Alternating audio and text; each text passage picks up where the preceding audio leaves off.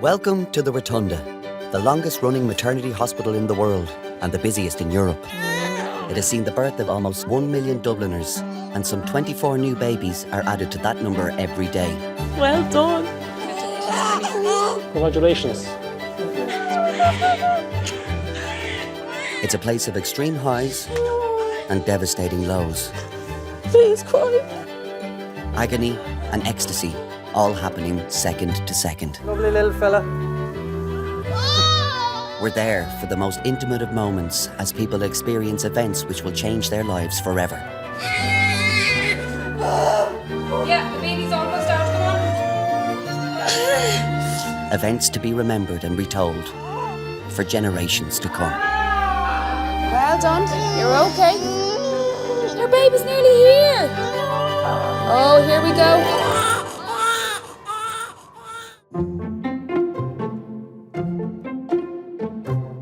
Partners are great, like, you see the love like that they give to the women. Even the first kiss afterwards is lovely to see them, you know, it's like, oh, well done, honey, or, you know, you did it. It's okay, Daddy and Mommy. You can really see them falling in love all over again.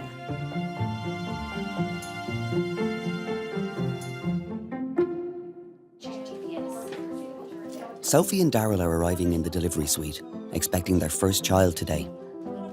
Their relationship started as a holiday romance when Sophie was just 16. I was at my uncle's wedding in Tenerife about 4 years ago, and Daryl was on a lad's holiday. And it was my first time I was allowed to go out to the nightclubs and stuff. And then I met him then. It was a love at first sight, yeah. She was, I don't know, she always just sort of caught my eye, and then there was always something about her, even when we weren't talking for a while, was we? Yeah. I just sort of always thought about you. Oh, fuck. I had a miserable pregnancy. The whole thing was horrendous. Oh my God, my back. Do you want to stand up? You might feel a bit better. My mum always said, any pain relief they give, take it. And I was like, yes, I will take anything you give me. Anything. Yeah. Okay. I'm so sore now. I know. Holy God. Very squeamish, yes. Blood, needles and cuts and just little things Sick. sick. Yeah, I was very, very squeamish. Yeah. Maybe like fist. Fist. I was very worried that my legs were going to give way. I just had an image, and where we were talking about it beforehand, weren't we? It sort of, everyone was building it up, and I'm thinking, I'm going to pass out. You don't like? No. Don't look then. Yeah, I've always wanted kids. Even when I was a little girl, I would have always played with dolls and stuff. It was kind of a thing to be a mum, but I didn't obviously expect it to happen this early. It would need a vest or a newborn vest. A newborn vest? Yeah, so take them out, yeah. Yeah. I didn't know what to expect because my sister's got a little girl, but that's probably the only little baby I'd been around. Is this one? And I hadn't changed nappies or anything like that. I'd just done the cuddles, and then you pass them back then, don't you? Daryl, I can't look, babe. Oh, I keep dropping the gas. You need to learn, Daryl, what the stuff is. And so I don't get to hold the baby until... It depends. I don't know, baby. I might be allowed to just, give the baby to you. They'll tell you. No, I don't want it with all the blood and that on it. Oh, okay. No, your dad doesn't want to hold you when you have blood and all on you. No, I'll look at him when he's on your chest. Look at her. Him. Her. It's gonna be a girl. My family and all were like, no, you can't find out. It's the best thing not to know if it's a boy or a girl. And we were like, right, okay, we won't find out. But then it was my 20-week checkup, so I knew it would be kind of like a detailed scan. She's like, right, do you want to find out? And we were like, yeah, go on, tell us. Yeah, no, the baby won't move its legs. Its legs are locked against, so I actually can't tell you what you're having. So we kind of knew that was a sign that we weren't meant to know. Today is my husband's birthday. I bought him a birthday card at least a week ago, and actually it was an expensive one. You know where you pick up a Nice one, yeah. You get to the flip and check and you realise, I said, $5 that's going to bring the bill after 2 days. I know it'd be amazing. Thank you, yeah. Today's my birthday. Is it? Oh, happy You want birthday. to share birthday with the man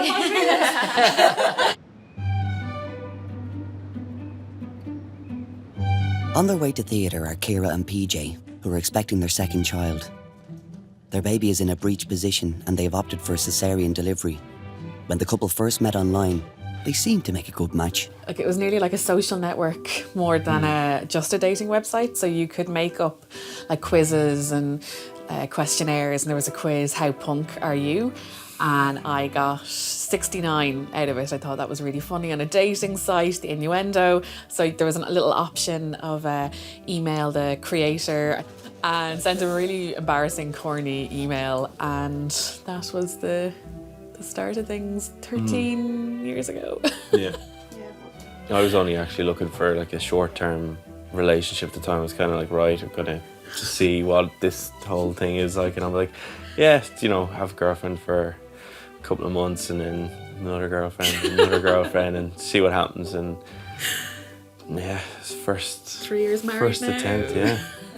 Ciara and PJ had problems conceiving with their first child, so they decided to start costly fertility treatment. We had said that we would spend a certain amount of money on a honeymoon and we would go to Las Vegas. And I asked him, what would you think if we axed Vegas and we just did this as soon as possible? And he just said yes straight away. That was it. Fortunately, Ciara got pregnant with their first child, Fia. We couldn't believe it was only twice. You know, in fact, we know other couples who've gone through much, much longer journeys. After the birth of Fia, Ciara developed postnatal depression. She then became pregnant, this time naturally, when Fia was only 9 months old. It was a real mixed bag of, oh my God, this is amazing, we conceived naturally, to, oh my God, how are we going to do this? It's so soon after Fia to be going through all of that again, but sure, look, it'll all come flooding back to us. We were still slap bang in the middle of postnatal depression, and here we were pregnant again. Yeah. This is an antacid drink, so you have to drink the whole bottle. Okay, kind of taste kind of licoricey. Well, postnatal depression is a depressive illness that affects about 10 to 15% of women after having a baby. It usually starts within a few weeks, maybe within the first 6 weeks following delivery. Although in about a third of cases, it actually starts earlier in the pregnancy. So it can actually start before the baby is born. The anxiety was just kind of taking on flight of its own. Like, thoughts that were coming into my head were starting at, oh, what if the person driving her hasn't strapped her into the car seat properly, which would spiral into, oh, well, they're definitely going to crash. I can nearly see them crashing in my head. And I wouldn't be able to verbalise any of this to PJ. I'd just be getting more and more wound up and upset, and all I could do was cry or snap at you. The characteristic symptom is a depressed mood. It's a woman feels down, feels low, feels very unhappy. She may be tearful. She may say she cries for no reason at all. So postnatal depression frequently will put a great strain on a relationship, and that can actually lead to relationship breakdown. There was days I could get up and kind of wondering what was going to happen, how were things going to pan out, because the anxieties and issues, you just didn't know what could trigger them.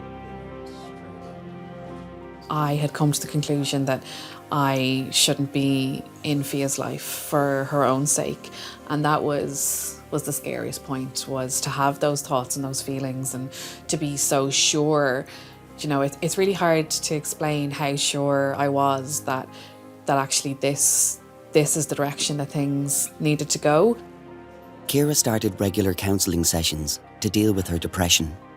I had about 20 sessions with a psychologist, and I think even from the first and second session, things just all started to make more sense. I'm the kind of person that if I can understand why things are happening or where these thoughts are kind of starting from and rationalise them, that things will make sense for me and things will start to click. I think if you can understand your thoughts, you can change your behaviour, and things just started to really, really slowly but surely improve for us. She's been through a lot the last 2 years roughly, and just you saw, she's still here. She's incredibly, keeping her head up, going in for this. So she's incredibly strong, whether she knows it or not. She is.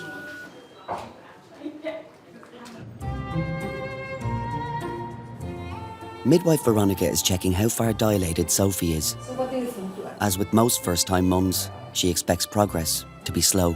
Before I went up to the labour ward, I was 3 centimetres, and then I came back in and she checked me a few hours later. She's like, "You're still 3." I was like, "Oh no, it's going to be one of these where it stays the same, goes up 1." And then she came back 2 hours later and she's like, "Do you want to guess what you are?" Tell me a number. 6. 5.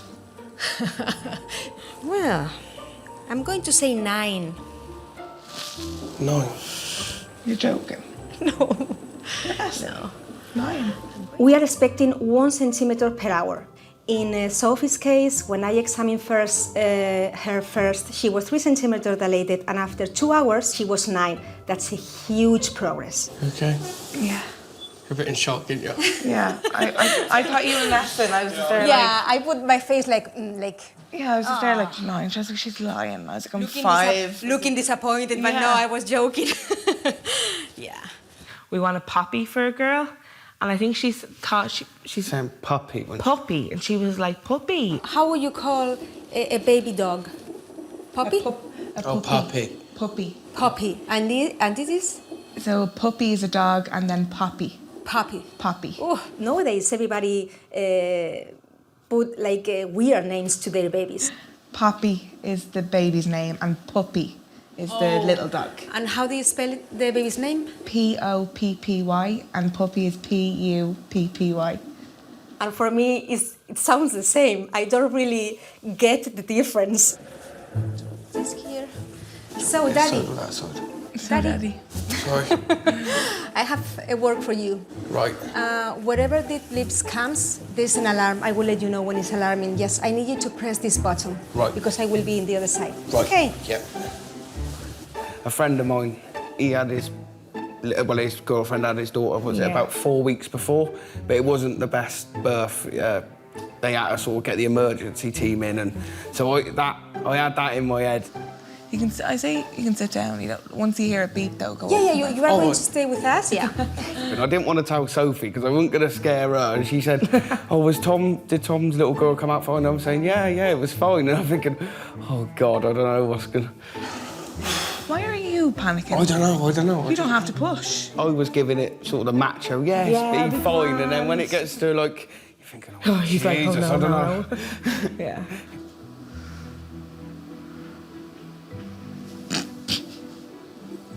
Why are you laughing? You're just funny. Typical man, like. You wouldn't be able to do this.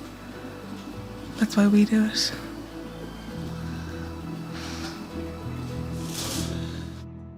I'm metabolic. I'm 48 in June, and I came up as 48. Oh, okay. Yeah. Okay. My visceral fat, is it your visceral thing? Yeah. That was normal. Oh, that's good. Yeah, that was. Why did it tell you that you were in your obese? It didn't tell her she was obese. She's lying. No, I'm not. I swear to God. On the graph with your height and your weight, I'm heading out of the end of the normal zone into the. Yeah, but the normal, like, everyone is top end of normal. Well, she told me I need to get back in the middle to have a bit of leeway. She told me to come back to her in 3 months. I'm sitting, and I was only in for my little 5K, and I thought it'd be lighter because I felt I was having a thin morning. Anyway, I wasn't having a thin morning.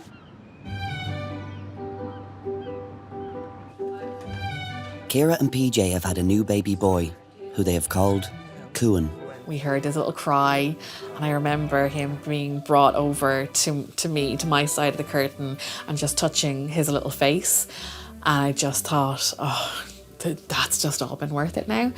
So then there was the whole palaver stitching me back up, and actually they had said to PJ, "Oh, Dad, do you want to come over and meet your son?" And PJ wouldn't go. Sorry, I'm actually kind of choked up remembering that part. PJ wouldn't go. He said, "No, I want to stay with my wife until she's okay."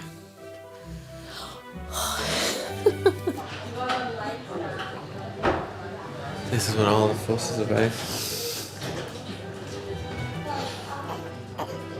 She needed me more there. This was not a good labour, and everything that we've gone through, like I just couldn't walk away.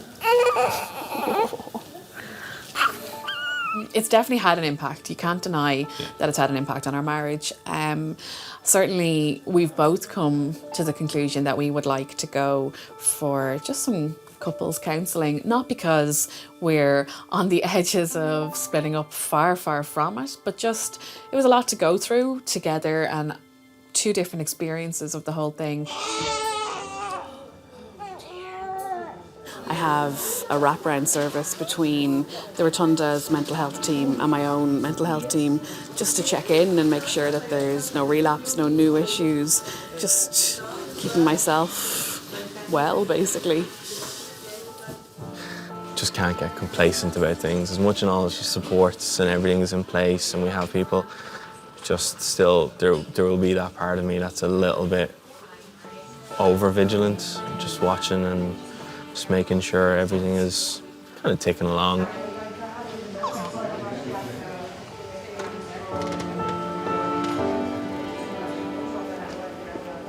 Thanks, guys. Ready?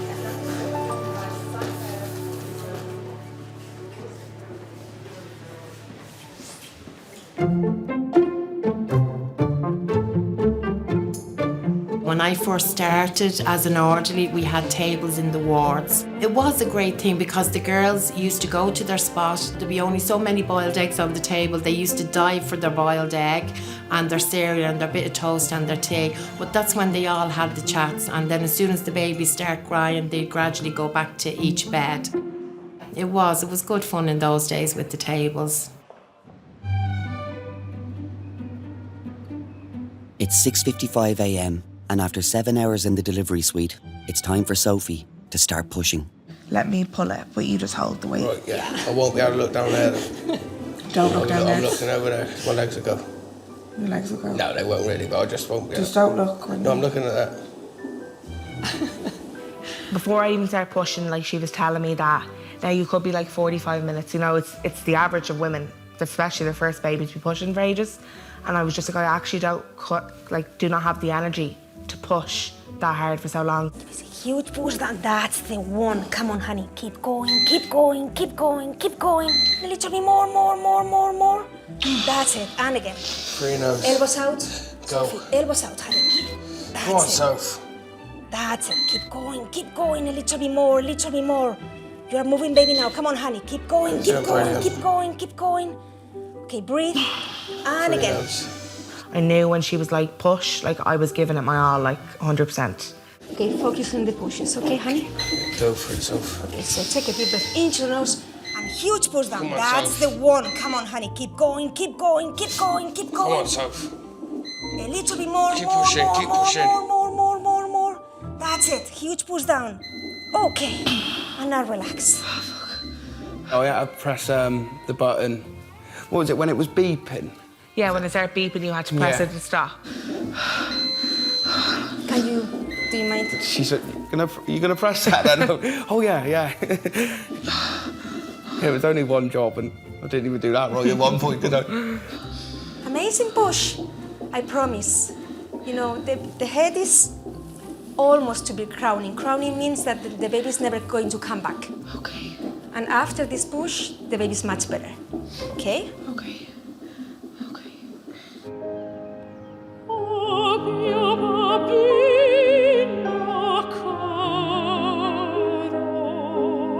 In the Rotunda's pillar room, performing for a fundraising event for the hospital, is expectant first-time mum and professional opera singer Joanna and her husband Emmanuel. Actually, we met in church in Romania, and we were in a choir, in a youth choir, so everything resumes to music, you know. Joanna is like a dream come true for me, to be honest. Since I met her the first time, we were like kids, and I knew that that girl is special, has something special in her, I don't know what. I'm in love with her voice, but like Joanna is very friendly, and she's a very good person. he's very sociable and very friendly, and I really like that. And he smiles and makes jokes, and he also sings nice.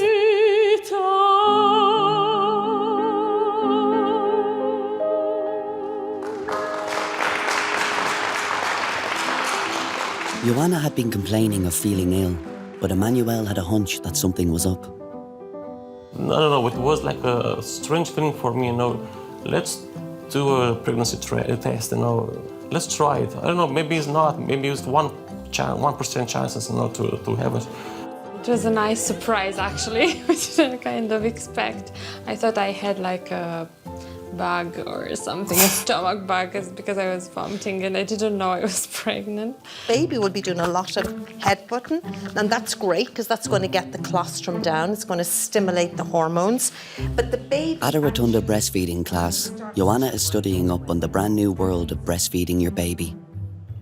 If you're sectioned, midwife is going to give you the baby this way so they can keep working on you here while you're doing your skin to skin.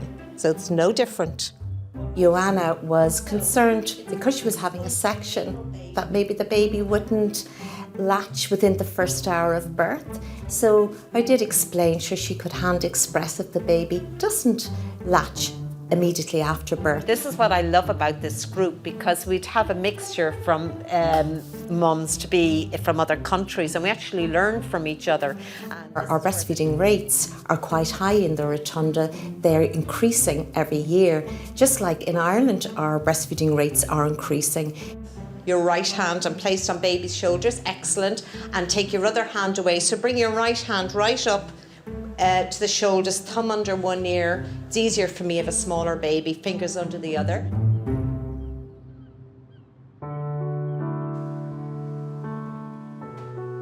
No headache, nausea and vomiting. Joanna wanted to have a natural delivery, but since childhood she has suffered from a condition which makes a cesarean section the safer delivery option. So do you know what you're having, a boy or girl? A boy. Oh, lovely. Philip, we think. Oh, to that's name lovely. him. So you're on the countdown now, which is fantastic. The risk for Joanna, if she was to go into labour, would be that the baby's head would come down onto her pelvic floor and put pressure on her bottom. And particularly during the stage of labour where she would begin pushing, we tell women frequently, push into your bottom. The danger would be that Joanna would push out the rectal mucosa. I was looking through your notes, and I know you'd met Dr. Rishi, and we'd had that kind of clear conversation around how we felt that it would be much better for you to keep the pressure off the back, particularly your bowel with the pushing. So the hope is at 39 weeks that we're going to give you a date to work towards, because otherwise it's a very long 9 months. And we'll bring you in fasting at around 39 weeks for cesarean. Okay. Have you given you a date yet? Yeah, 8th of May. Oh, fantastic. Hello, there he is. Oh. And you can see there's his hand up in front of his face. Back in room 8, Sophie is still pushing and getting very close to delivery. Daryl is keeping safe at the head of the bed. A little bit more. Come on, honey, you are very close to finish. Okay. Blow. Honestly, couldn't look down Oh, there. you're not looking? No, I was looking towards the Oh, wall. I actually thought you were looking. No, I couldn't look once. Oh my goodness, you're absolutely amazing, honey. When her head come out, that was when I saw, like, oh my God. Like, not horribly, but it was sort of just like, that's coming out of there, like, jeez. Absolutely amazing, honey. Oh, Jesus. Head is out. Okay. Once the head is delivered, then we wait for the restitution, which is like an internal rotation of the shoulders and external rotation of the head. So the baby needs to do that, and that's very important to know, to make sure it's happening, to prevent a possible shoulder dystocia. Okay, I'm feeling one, so just give me a huge push down, okay? That's it. The way Sophie was pushing was absolutely amazing for being the first baby. And because she pushed the way she did, the baby came out very fast. That's it, a little bit more. Okay. Open your eyes. Oh, 7:15. Oh. What do we have? I don't know. Look. Puppy. Oh, Oh, I definitely started crying Yeah, when she out. came out, and I was just like, oh my God. It's just like a real overwhelming feeling. You're just yeah. like, oh my God, like she's yours. It was just a life-changing moment, wasn't Yeah. Congratulations, honey. Absolutely amazing. I think the bond between both of us just automatically sort of went stronger. Just clicks, yeah, just sort of. You just realise that like these are your family, and it's just like she's your little girl. Yeah, do you know? and you got you just have to give her the world. Like as soon as you see them, you're just like, right, I'm going to do everything for you, and give you the best of everything. And that's definitely the way I felt, anyway. Yeah, no, I totally agree with you. I'm so proud of you, Soph.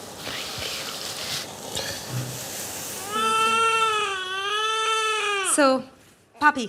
Papi. I was like, oh my gosh. Happy birthday, Papi. They'd be looking for me in the emergency room on a Friday to see what have I baked today, and so I can get things done in the hospital by telling them I'll bake you a cake. If something needs to be done in maintenance or in any department of the hospital, I'll tell them, oh, I'll make you a cake if you do that for me.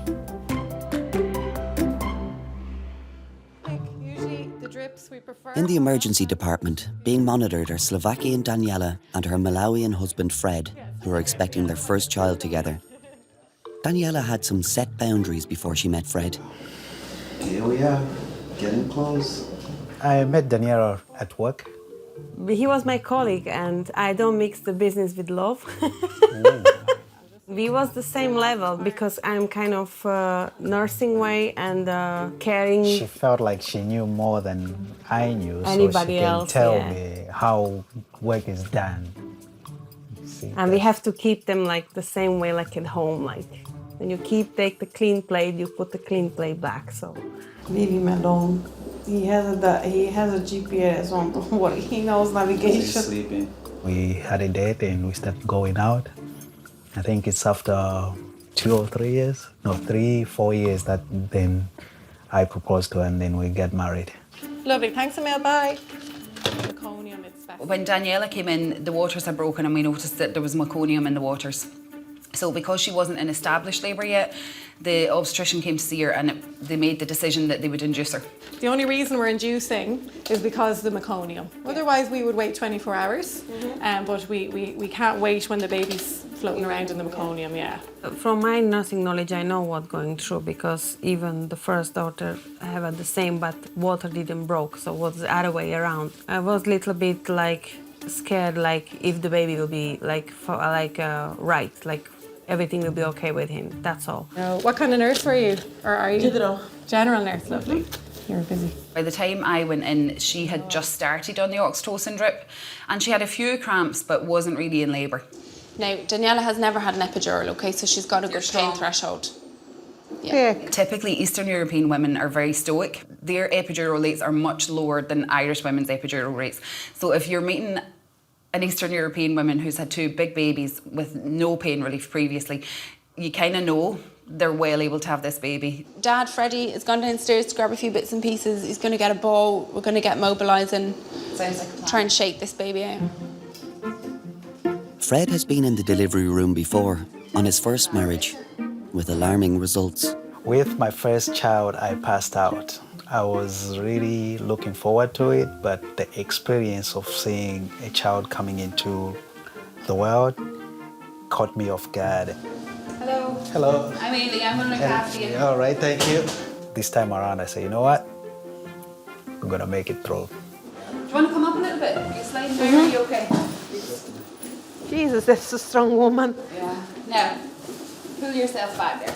When you're trying to get a labour to move on and you're trying to get the baby to come down and move into the pelvis, the best positions are upright positions because gravity is going to help the baby come down. So walking or sitting on the ball just allows you to be upright, and the ball is really good because it means the woman doesn't have to support her own weight. You know, she's sitting down, but her pelvis is in a good position to allow the baby to come down.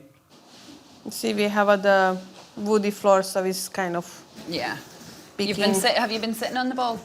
At home? Did tonight, Comfortable, yeah. This last night. Not tonight, last night. And our doggy doesn't like it. The ball, no? No. She barking for the... She's scared. Yeah. When we brought up the ball first time at home, Ruby hates it. She was going and barking, fighting with the ball because she didn't expect it to be having it in the house. And I said, look, this is your new friend. When I was getting pregnant, I didn't know it. That dog come to me and start like sitting on my lap. Before, she never come and very clearly cuddle with me. But that day when I did the test, she was the first one who came and jumped on my lap and she stays without calling her.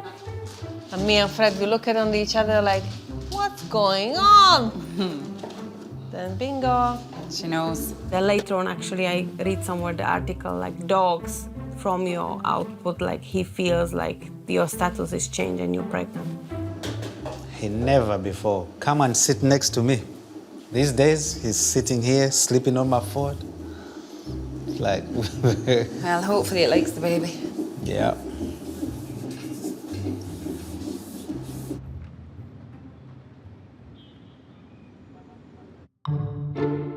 I was in the swimming pool one time. I did lane swimming for a while, and there was a fella in the lane beside me. We got up to the top, and next thing he goes, and where? And I just, at the swimming pool, and the coach, I just said, tell him to stop it. Please tell him to stop it. That's disgusting. A big gullier into the pool. Oh. And all I kept thinking when I was doing the swim was, disgusting. Like even walking along the road, if I hear someone doing it, that is disgusting. Daniela is feeling unwieldy with her big bump. She has had 2 big babies before from a previous relationship when she was in her early 20s. The bump looks bigger when you're sitting up, actually. Yeah. But this is the half size. Really? I'm Before the water broke? Yeah. It was bigger. I came to Ireland 2007, planning for 3 months. And here I am, 12 years, second time married with Fred. Blessed with a 3rd child. I have had 2 children from previous marriage. So there's a lot of brothers and sisters now to look after it, this baby, doesn't it? Yeah. But I think so, the oldest sister, actually I spoke with her yesterday, I told her like, if I go more than 10 days overdue, I'm gonna blame it you. And she was like, why? And I said, because you are firstborn. Yeah. And this morning, you're gonna show her that, hey, the baby is here after that conversation. So I'm gonna pray for you, I will. So, okay. No, we never actually discussed about having a baby. I felt like past, because she's 17 and Sophia is like 15, so such a thing never occurred. Oh, what fell? The baby. Oh, well, we feel it, don't worry. That 4 kilos, I'm gonna definitely feel it. Generally, women who have had babies before labour much more quickly and much more effectively than somebody having their first baby. But if there's a long gap, and especially if somebody's had their first babies young, you know, kind of 17, 18, and now they're in their late 30s, it can be more difficult for them to labour. But I think it's age as well, you know. When you're young, labour is much more effective. So if you roll around on your back then, Daniela, and we'll see what's happening. Fix your pillow. You have the very small knickers.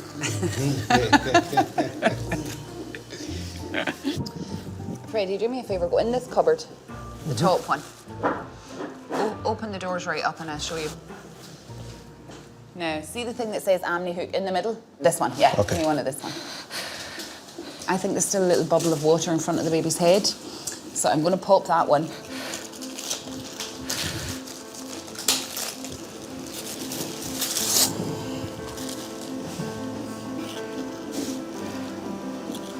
Sorry. Oh. Yeah, finished. I think you have a little while to go. So it's up to you. You want to try the gas and see if you like it? And if it helps, we'll keep going with that. And if it doesn't, then we can give you either the pethidine injection or the epidural. Okay. What do you think? Can we try it and see? Because you are coping very well.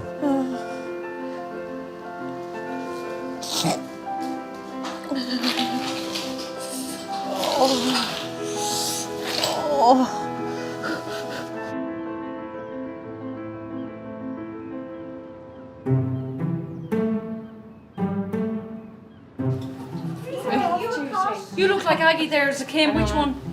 Who's the blonde one? She's Kim. She does, doesn't she? Kim she. The face you made. You make those faces. It was the face. She's like that. Yeah, that's what we mean. How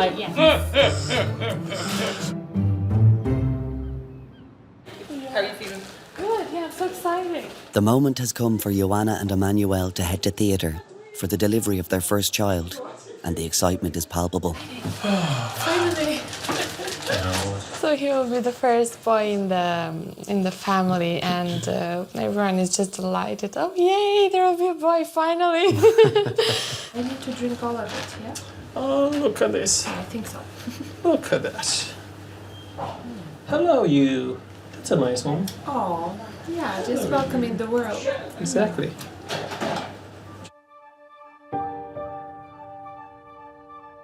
Okay, that's great.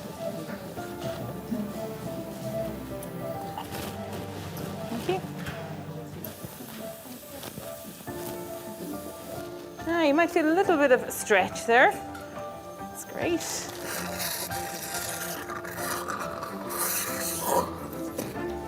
Ah.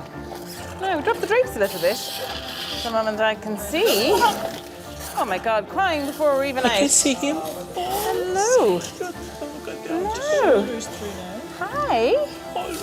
Oh, his face a little clean there. Yes. Yeah, it's a boy. Look at that. Oh.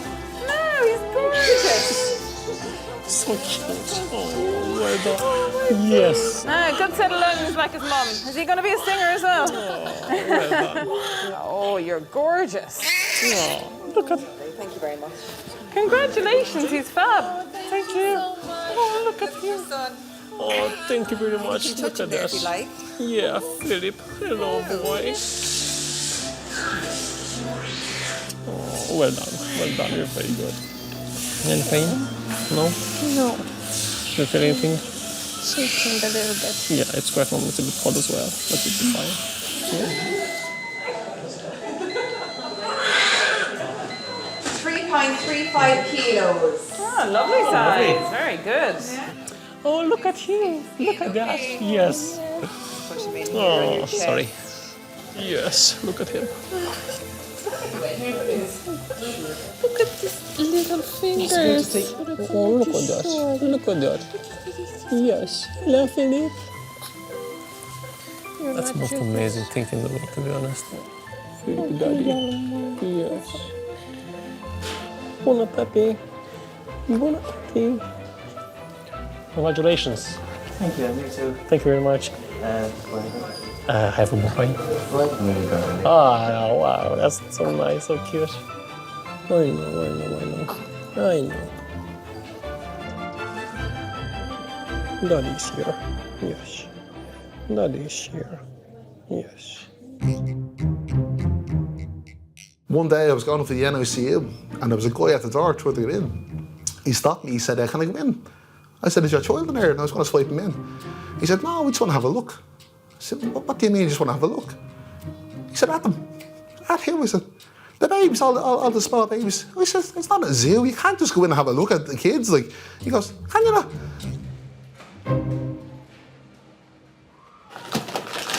This was the wrong time to bring these out, like before lunch. I know.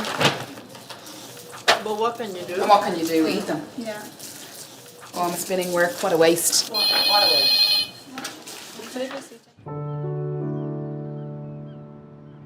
New mum Sophie's attendance at the Rotunda didn't end the day she left with her baby, Poppy. She now accesses their mental health services after a difficult struggle with postnatal depression. Yeah, so like in the hospital when I couldn't get her to latch or she wasn't feeding or anything, like there was always a midwife or a healthcare assistant there to help me to come in no matter what time of the day or night it was. When that's the case. We didn't have to do anything, all we had to do was literally sit in the bed and feed the baby, like nothing. And then you're just kind of papers are signed and off you go, and it's just like, no, do it by yourself. Like, Poppy was probably 3.5 weeks and I was still crying, like, couldn't cope, like, didn't want to be around anyone, didn't want to be around her, like, and especially with being breastfed, she had to be around me, like, she was constantly attached to me, and everyone says it's a magical feeling and a bond when you breastfeed, and it wasn't like that for me at all. Yeah. And I don't mind, like, I don't be like, oh my God, like, I have to get up with her in the middle of the night, or oh my God, I have to have her tomorrow. It's not like that anymore. Yeah. So I stopped the breastfeeding, and it was just one day here, I just like to my mum, I've had enough, like, I just don't want to be here. Like, I start getting really, like, distressing thoughts of, like, suicide, a lot of stuff. So it was an horrendous time for me, and I knew that this wasn't normal, because if every woman felt like this after having a baby, you wouldn't have babies, like, you wouldn't have any more kids.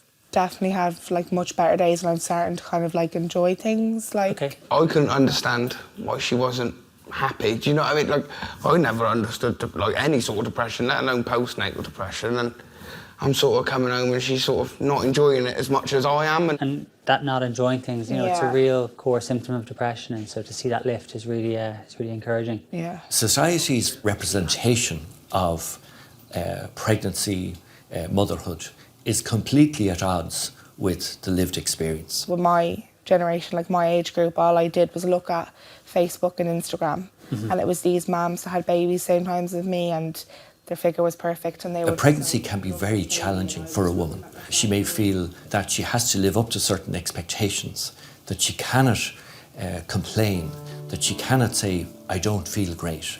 And she's perfect, and I'm not, so... It's incredibly unrealistic expectations. Yeah, and, it's amazing, I look this great, and I was just like that, like, why can't that be me? I'm sure we spoke about mindfulness at some Oh stage. yeah, I love mindfulness. And you're doing bits and pieces of it? It takes a while to get into it, and at the start you're like, oh my God, this is so stupid, but then when you actually relax and just do it, it will work. Sophie spent 3 weeks in another hospital as an inpatient, receiving treatment for her depression. At the moment, I've come out of hospital, but I'm still attending their day programme, which is amazing, just for, you know, the support and the kind of tips and skills to kind of deal when I'm feeling overwhelmed or any anxiety or stuff. You have our contact number, so if there was a problem, you can contact us, and just we could see you sooner. People need to be aware that this can happen, and it's okay to happen, because there is so much support when you actually, like, are involved in it. Like, you see a completely different side to the services and the support networks there, and even being out, the amount of women that I've talked to who have been, I had postnatal depression, but yeah, they were too ashamed to say it. And that's why a big thing to me, and I think even to my family and stuff, like, I want women to know it's okay not to be okay. Look, it's been great. Thank you. So well. That we have each other, do you know? And it's okay, and you'll get through it. Yeah. I like having a day where I will blitz my house from top to bottom. And I love the smell of bleach in the bathroom and the kitchen. Come here, I flip it. It's not good for the environment. Well, it's good for getting rid of all the I like bugs. that sunflower. Is that what you call it? What? Sunflower. Zoflora. Zoflora. That's lovely. And I think it's really good for the floors. And then all the floors are mopped. It's lovely. Back in room 8, Daniela is close to meeting her new baby. She's been using the gas to deal with the intensity of the contractions. Excellent, that's it. Well done. When I asked her how long and I have to going through, and she said like 6 more minutes. Be honest with you, that 6 minutes was for me was like a hell. I'm not gonna make it. Okay, give a little push then if it's there, Daniela. That's it, well done. Perfect, and a little one again. Well done, now just blow like this.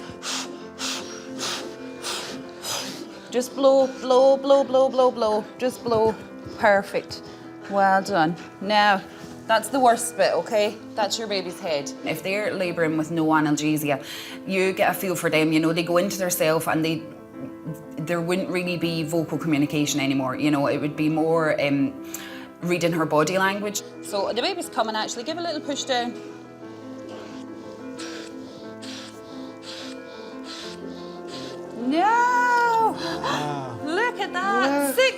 2. Oh, look at that. Well done.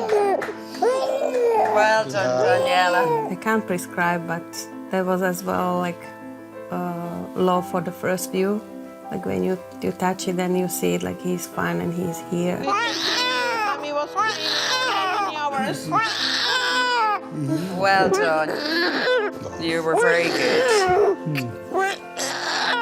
He was perfect support, and midwife, she was absolutely as well perfect. Yeah, let me see this one. He's gorgeous.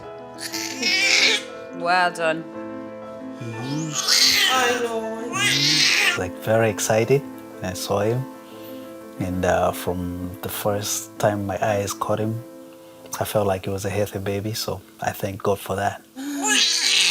Oh my God, we can hear you. Yeah. Well done. Oh my God, you were fantastic. You were fantastic. No, you are the fantastic. Welcome to the world, son. No, it never gets old. Like, I think that's the best bit about it. You know, you're kind of privileged to be there in that moment and be part of it. And it's lovely. It's a lovely moment. You are a big boy. Was he 4.5 kilos? About 10 pounds? I think it's about 10 pounds. Yeah, he's a big boy. 4.54. 4.54. Jesus Very big. That's a big boy. That's a big boy. And the fit fishing is not gonna fit him. The clothes? Yeah. I was ready. Even I didn't buy the clothes from 0 to 3. I always buy it from 3 to 6. You feel okay? I feel very happy. Good. Mission accomplished. Yes.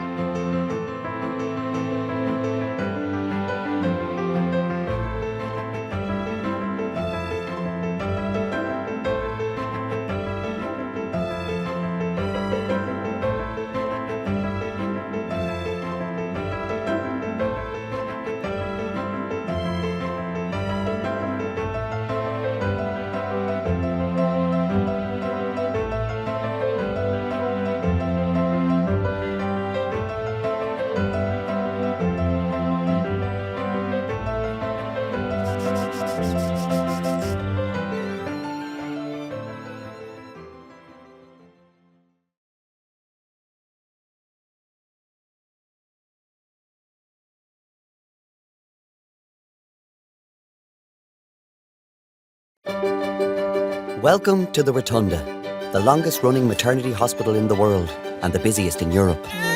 It has seen the birth of almost 1 million Dubliners, and some 24 new babies are added to that number every day. Well done. Congratulations. It's a place of extreme highs and devastating lows. Please cry. Agony and ecstasy, all happening second to second. Lovely little fella. We're there for the most intimate of moments as people experience events which will change their lives forever.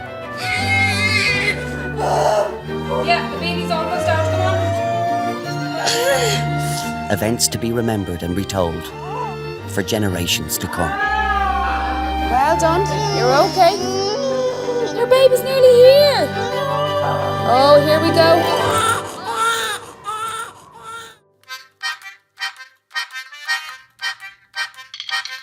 Doing pelvic floor exercises, it's important to do it correctly.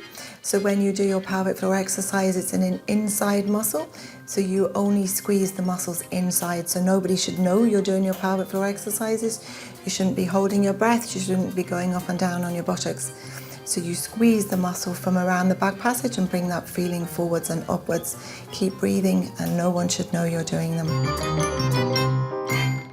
Weights and... Does everyone know it's a boy? Yeah. Yeah? Yeah. Yeah. So guessing the weights now. Checking into the Rotunda are 21-year-olds Jessica and Sean, who are expecting their first child. The intensity of the contractions has come as a surprise.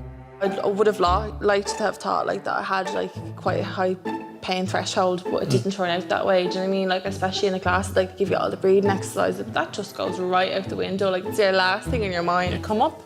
Fantastic. You're okay. You're okay. All right. You're all right. For pain relief, Jessica has chosen to have an epidural. The pain was immense. Yeah, definitely so. It's okay. It's okay. Big suck in and blow out. My hand will never be the same. That's what I said to him. I said, I'm surprised you didn't go running from me, like, do you know what I mean? Oh well, that's it. Stay focused. Squeeze Sean's hand if you need to. Oh, I can't do it. You can, Jessica. Jessica, you can. You're okay. Jessica. You're okay. Use your gas. Come on now, use your gas. That's it. In and out. Come on now. It's very important as a midwife to support them and encourage them to stay still and breathe, like deep breathing techniques, whether it's natural breathing or using the gas and air. Well done. Contraction? No. Pain in your back? Middle, left or right? Left? Pain in the left. You're okay. Is it sharp pain or? Pressure. Pressure on the left. Okay, really, really important to breathe on the gas. That wasn't easy, but you did so well. Well done. Yeah, it wasn't easy. I've 30 euros my account. That's what I have to my name. I'm 46 and I own 30 euro. I had to bring the animals to the vet yesterday evening and I was going to bring my own There's card. your money. There's your money there. That cost 80 quid. And that was just for the cat. The cat's mouth's gone green. Something's going on. Have you pet insurance, Ruth? No. I don't have health insurance for me. I'm hardly going to have health insurance for you. No, it'll be unusual for you. But in fairness, like having the beacon.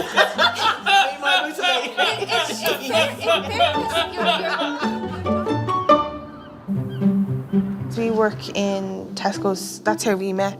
It's really weird though. Like it started out as like proper mates, and then he thought it'd be funny to buy me a bunch of flowers on Valentine's Day. Oh. Jess had no Valentine. And I just thought it'd be nice to, or a bit funny to buy her some flowers and a box of chocolates and give them to her in front of the whole canteen, all the people. And ever since then, kind of just clicked. Oh, how long ago was that? Last year. Oh, lovely. Because that's what's funny about it is that we were dating for a while, and then like when you make it official, my pregnancy dates back to that time. No way. Yeah. When we found out Jess was pregnant, it was a big shock, you know. You don't really know how to react. And then everything starts rushing through your mind, like, you know, well, where do we go from here? Who do we tell? Who do we not tell? So the Valentine's this year will be completely different. There'll be flowers and a baby. Oh yeah.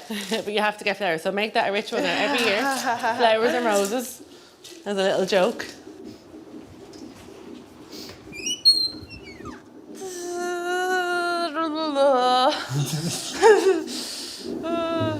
Yeah, we are snack box. Yeah, your snack box.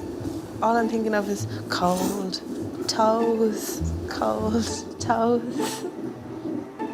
What's wrong with me? There, your snack box. Would you date me if you looked like this? I've seen all this. If I woke up with no arms and legs, would you still love me?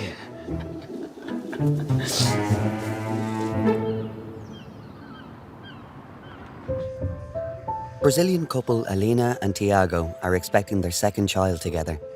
It's been a rocky road to this point in their relationship. Depois, por volta dos 22 anos, né, a gente se encontrou numa festa e ficou nesse dia. Aí, assim, começou a ficar e já ficou mais sério. Foi onde a gente começou a namorar. Que aí desse namoro veio o Gabriel, nosso primeiro filho. Ele comprou a passagem para vir para Irlanda. Aí ele veio sozinho, depois eu ia vir. Só que durante um ano que ele estava aqui, aí não deu certo o relacionamento assim, né, com a distância. E a gente voltou de novo, o Gabriel já estava com 9. Nesses 4 anos a gente assim tinha relacionamento mesmo só de... Amigo? Amigos, assim, a gente não se envolveu, não. E nesse tempo ele não teve uma fase muito boa no Brasil.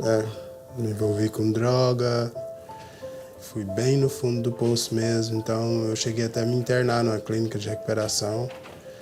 E nesse período que eu me internei nessa clínica de recuperação foi onde a minha mãe e a minha irmã e a Aline, que me ajudaram bastante.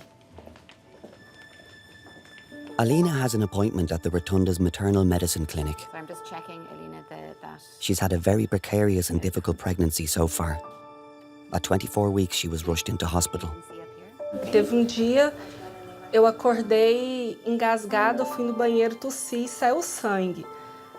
O Thiago me trouxe para o hospital, os exames, medicamento, tudo era de risco para o bebê. Foi colocando muito sangue para fora, aquele sangue vivo. Tá encaixado já? It's not down, but it's in the right position. She had a background of abnormal development in her lungs, something called bronchiectasis. When she became pregnant, there's increased blood flow to the lungs. So this was an event that happened suddenly and could have absolutely put her life at risk. O tempo todo eu só rezava, pedia a Deus. Não sei, eu tinha medo de perder minha esposa, eu tinha medo de perder minha filha. Eu não sabia o que fazer. Como chefe de família, eu me senti frágil, eu me senti meio que inútil. Blood pressure is excellent.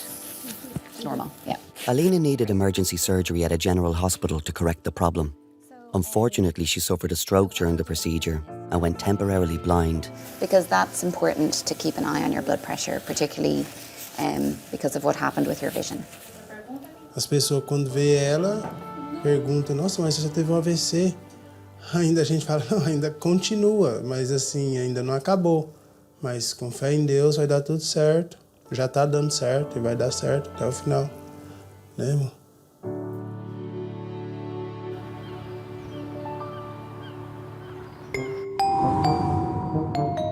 I'm not a Ghostbuster, I expect to do. Oh, Sarah, have you heard of Sarah? You heard of Sarah, have you? The doors open and closed and the baby's hat's been moved. And have you ever seen the old windows, the old draw windows, you know, they weigh half a ton. One of those shot up in the middle of the night when there was 2 midwives there having a cup of tea. And they bricked themselves, they were terrified. No gas when there's no pain. Back in a moment. Jessica has had the epidural for 3 hours, but it hasn't been fully effective. The working job. I might examine her. Like, she's very, it's pressure. Like, no, she's very distressed with pressure.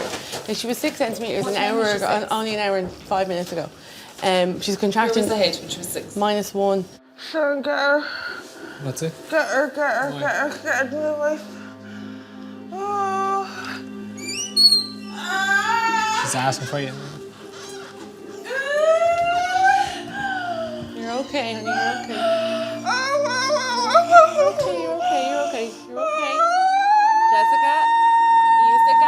Jessica, use the gas, okay? You have to stay in control of the situation, okay?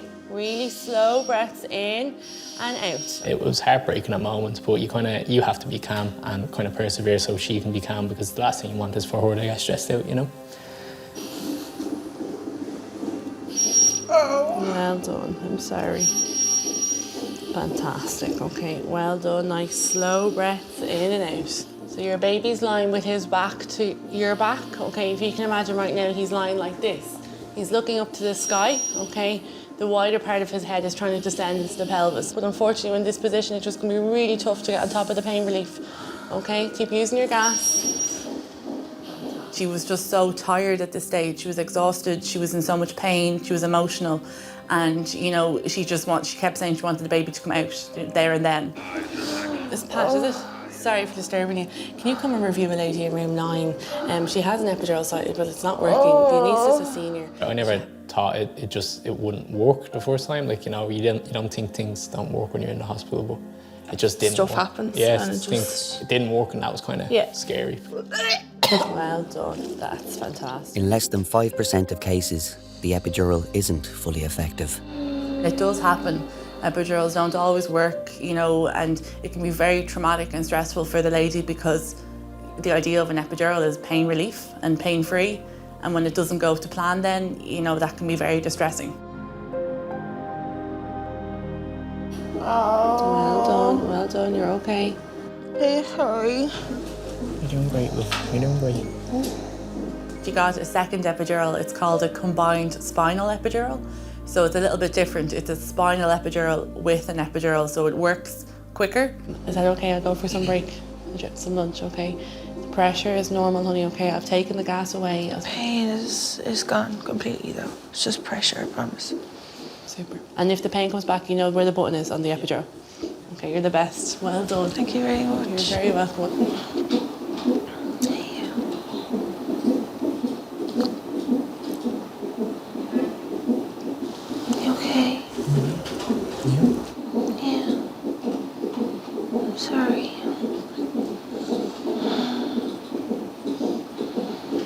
It's not easy. You're doing great. Man, you won't want to come near me. Like she's a flippin' lunatic. I knew that before sometime. Shut up.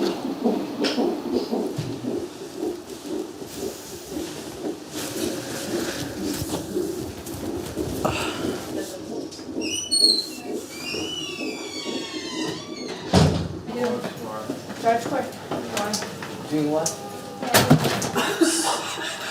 Told you. That's it. You got to go to It's time for Alina and Tiago to have their baby.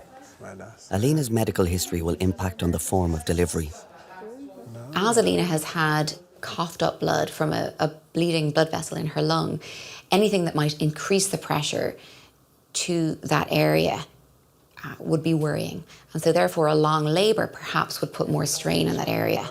É, tem vezes que ela dói assim, só de lado, assim. Não sei se é onde tem coágulo. Procurar não ficar nervosa nem estressar. Né? Quando eu tô estressada, dá aquela pressão na cabeça. Faz tum.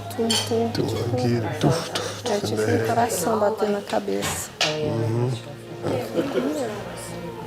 The best advice is that she avoid having a prolonged labour, avoid pushing, and therefore we've recommended that the baby be born by cesarean section. Maria passa na frente, a senhora passa na frente. Dá tudo certo, São Miguel. No parto do Gabriel, hoje o Gabriel está com 12 anos, ele não pôde estar presente. Aí esse agora que ele vai poder estar presente. E assim, é um momento muito importante para a vida do casal. Vou se sentir mais segura com ele do lado. Okay, we have a little girl, okay? There you go, she's gorgeous, all right? Well done, okay? Nasceu pretinho. Nasceu pretinho. Dedão. Olha, nem de direito, não. Você é muito forte. Valeu, velho. Agora passou, né? Que alívio. You okay to put it there, okay? Nossa, que tamanhozinho. There you go, gorgeous. Papai, narizinho de papai. Oh, reconhece a voz. Sophia, que dentinho bonito, papai. Cara de papai. Cortando as trompas. Mas só que por causa dos problemas, das complicações que eu tive, aí todas as minhas gravidez e parto vai ser de risco. Aí a gente optou, vai ficar só com 2 meses.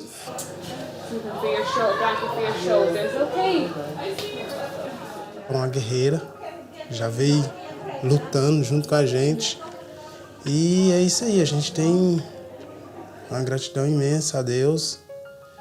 E começar tudo de novo, depois de 12 anos, não é fácil não, mas a gente estamos aí, firme e forte.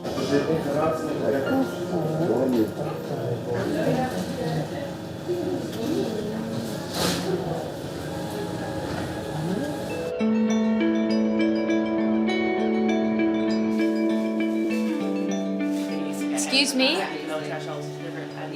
Heroin 5 centimeters. However, you can come like slow walk up to room So, you have to work up to Slow. Preferably like 16 minutes slow. 16 minutes. Fantastic. So Jessica, I can't feel any cervix. Okay. That means that you're 10 centimeters. Well done. So at 6:20, we'll start pushing to meet this baby, okay? It's funny. It's fully dilated. It's fully dilated. Sean. Sean.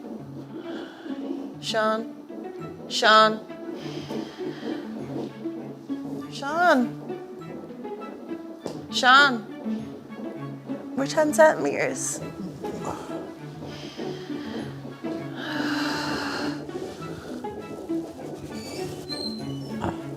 Did you hear the good news, Sean? I did not, no.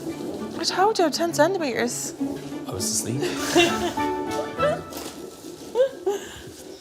So we started pushing, I think it was either 6:30 or 7:30. No, it was 6:30. No, 6:30 would have been. Big deep breath in, chin on your chest, and a really strong push down. Push all that pressure away. Push your baby down, that's it. Stronger than that.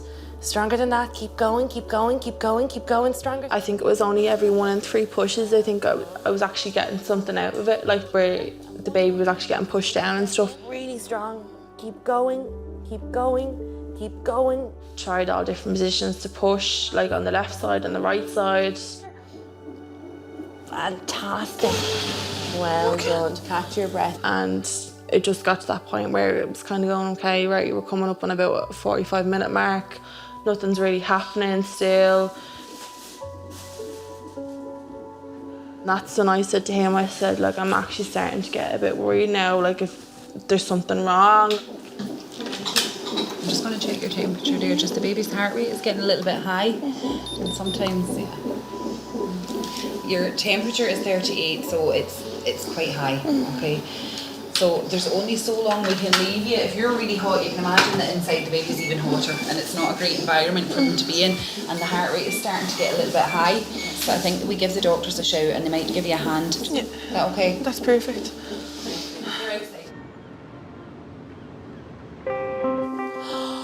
Chin on your chest and bear down all the way into your bottom. Really. With the baby showing signs of distress, a doctor has arrived to attempt an instrumental delivery. Keep going, keep going. The doctor downwards extracts the baby with the forceps. The mum has to still push the baby out, and the doctor guides the baby. Okay, all right, that's it. Go for it. Big, big push, big, big push. Keep going, keep going, keep going, keep going, keep going. Well done, fantastic. That's it. Catch your breath. The contraction's gone. I've heard about what the forceps are like and what they do, but You don't expect. geez, you don't expect it It because was a new level. Go on, use it, use it, use it, use it, use it. Keep going, Jessica, keep going, keep going, keep going, keep going, keep going, keep going, keep going, keep going, keep going. Keep going, Jessica. Okay, I'm relaxed, I'm relaxed. Again, it was the same thing. Every 1 in 3 pushes, we were only getting something, even with the help. After a failed forceps delivery, Jessica is being prepped for theatre. Lift up your bum. You're pushing so long and you're coming down, they're looking up, okay? The only alternative was to deliver by C-section. And that was pretty stressful, and it was a category 1 section, so it's all hands on deck. You understand, okay? Because his heart rate is going high. There's slow breaths in and out, you're okay. she gets whisked away, then that's when I think I lost my cool a little bit, and because I'm not really have any control anymore. Now, will you get that changed? Yep. Thank you.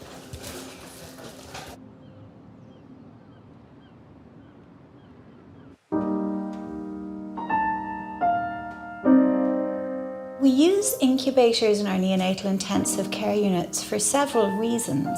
The incubator is obviously a very clear plastic box that allows us to see babies. So inside the incubator, in the first week or two, we'll often find that they're in 36-degree heat. just to keep themselves warm. Their skin is so immature, they need to be in a lot of humidity. So these babies will be in 85–90% humidity. Their skin is so thin. You can see veins very clearly through the skin. It's just immature.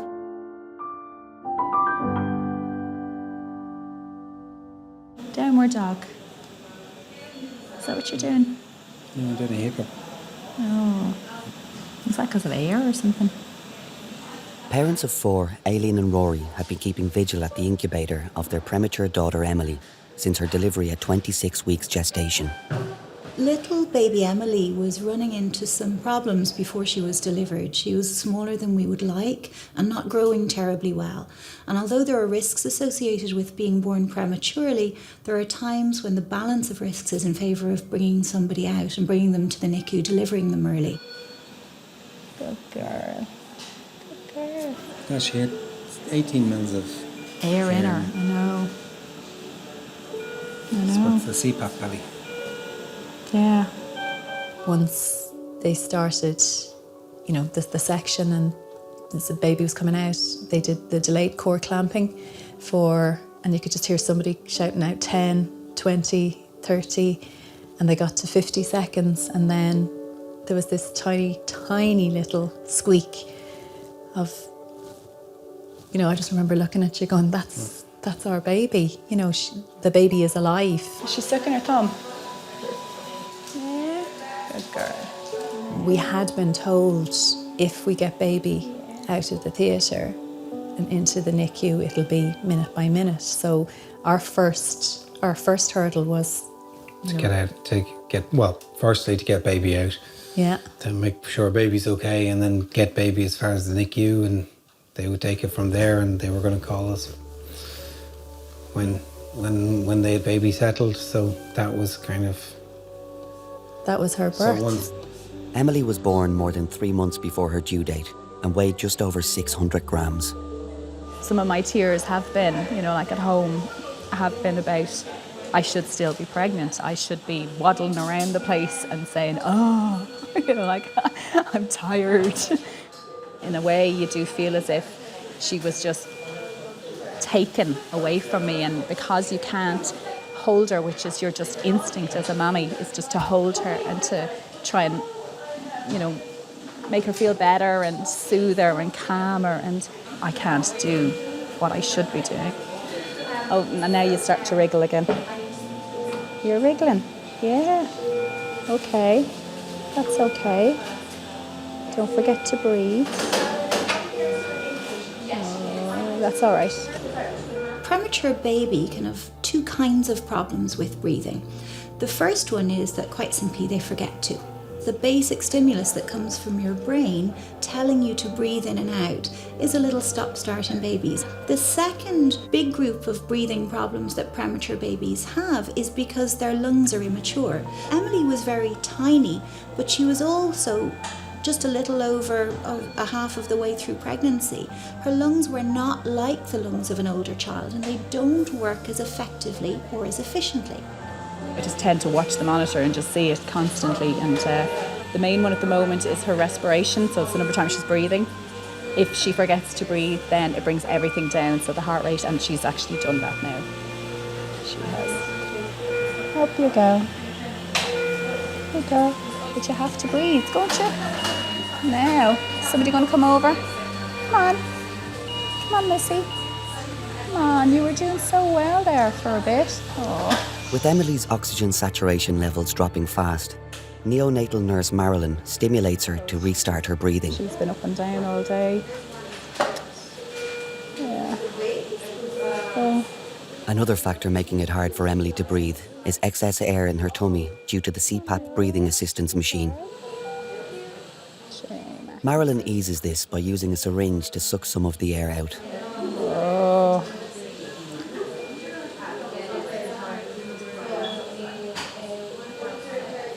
Good girl. Oh, look, you're gone pink again. Oh, that's better. That is much better. You know, they say that this is a roller coaster, and you know it's a roller coaster, and you know that there's going to be bad days and good days and really, really bad days, but you still, when they actually come, it just hits you like a ton of bricks, and you just think the worst, and you think they're going to find other things. They're going to, is this potentially the end? How can somebody so tiny, come out of it? And then you just see her, and she's rallying there, and she's a fighter, and she's determined, and she's doing fine. She's doing fine. Like, we would do anything for her, but we can't breathe for her.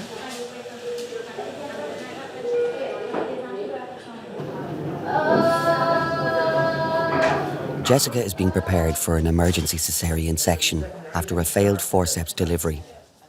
After 10 hours by her side, Sean is waiting to be called into theatre for delivery. That's sore there when you're pressing around it. I can feel the sharpness. Do you feel it sore or it's on the shot? Is that sore? Yeah. GA? Yeah. Don't be sorry. Just tell Dad about that next. Don't be sorry, honey, okay? But we need to make sure you're comfortable before we do the section, okay? Because you can't be in pain. So we are going to put you off to sleep, okay? She's still feeling a little bit of sharpness, so they decided that it's best to put her to sleep for the section. Alright, that means you won't be able to go in, okay? And she's okay, everything's fine. It's just she wasn't completely comfortable, so it's just better to put her to sleep. Alright. So when we've news, we'll be out to you. Yeah.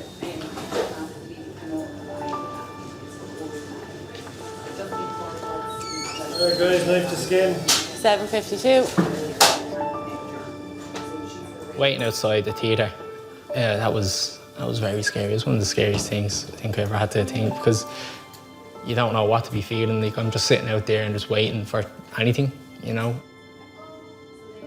kind of just had to kind of sit down and say, right, well, they know what they're doing, of course, but it's very worrying.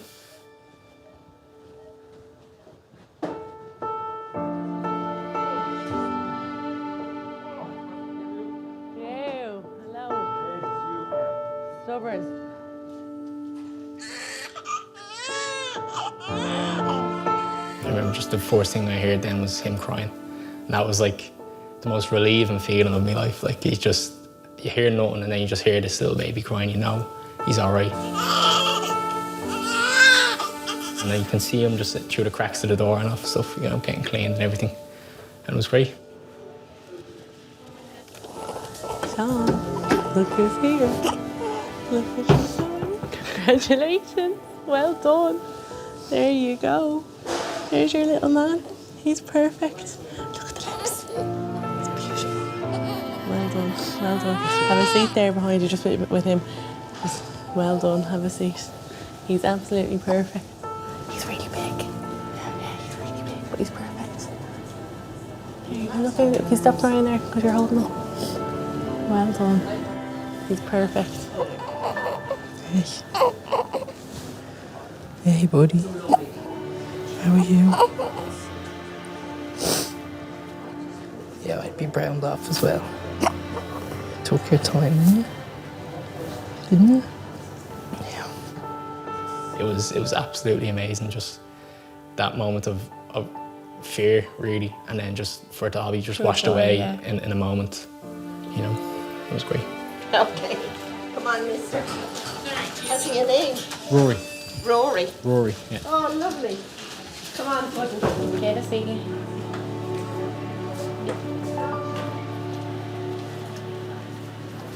His birth, as traumatic as it was and how scary as it was, wouldn't change a second of it, because I don't think he would have came out the same.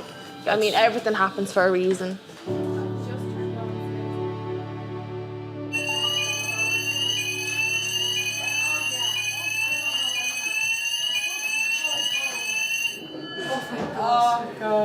Oh my God. Arriving into the delivery suite is Christina, originally from Lithuania, and her fiancé Raphael from Brazil.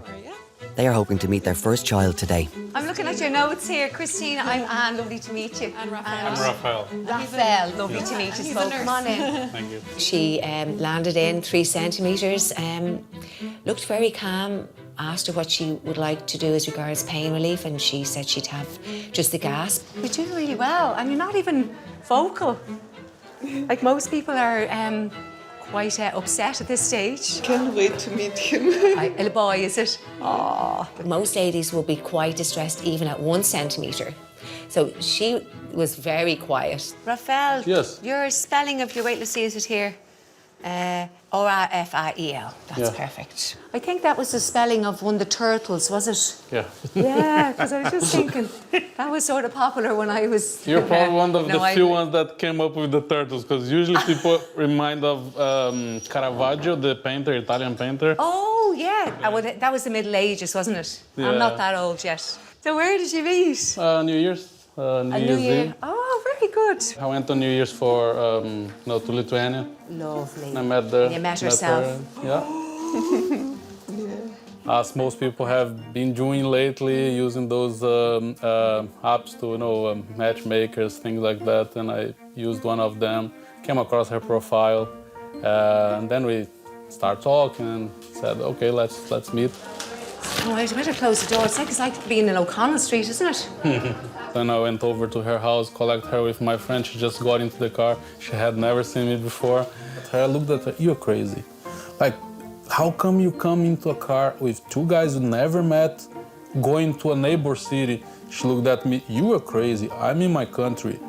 I remember, you may not remember that, but she said, we speak Russian here. If I just shout here, you won't ever leave this country.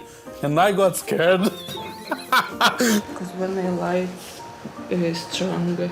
Oh, yeah, absolutely. Well, you can get back off the bed. It's good to keep mobile anyway, because it'll help to bring the baby's head down. Okay. Well, as much We kind of liked each other straight away, Don't know if it would be too much to say love at first sight, at least from my perspective. I really liked her. I came back home. I was like thinking about her and all of that. I said, well, I would like to meet her again. And then things just start flowing. And you've had no stretch marks, you lucky thing. We always planned our holidays to meet somewhere in different countries. And we met quite a few times. Yeah. Just as well you didn't get any bigger. I think the nightwear is just at the stretching point, isn't it? After just 5 months of a whirlwind long-distance romance, Christina discovered she was pregnant. Then I was like, wow, it was a very short story, unplanned pregnancy, but brilliant, like. Would you like a stool to swivel on? You know, move a little bit with your hips like this in between? Feel that would help you a little bit? Because it just, you know the way you get a little bit of backache, it might just help you there a bit. Now, I need our stool. I am here for 31 years now. It's a long time. And I loved here. So did room 1 deliver? Yeah.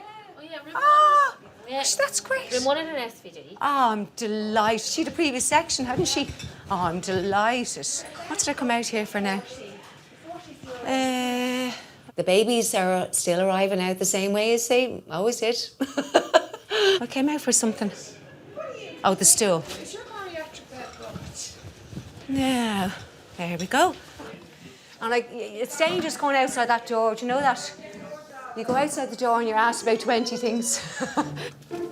God. Yeah, bad, no?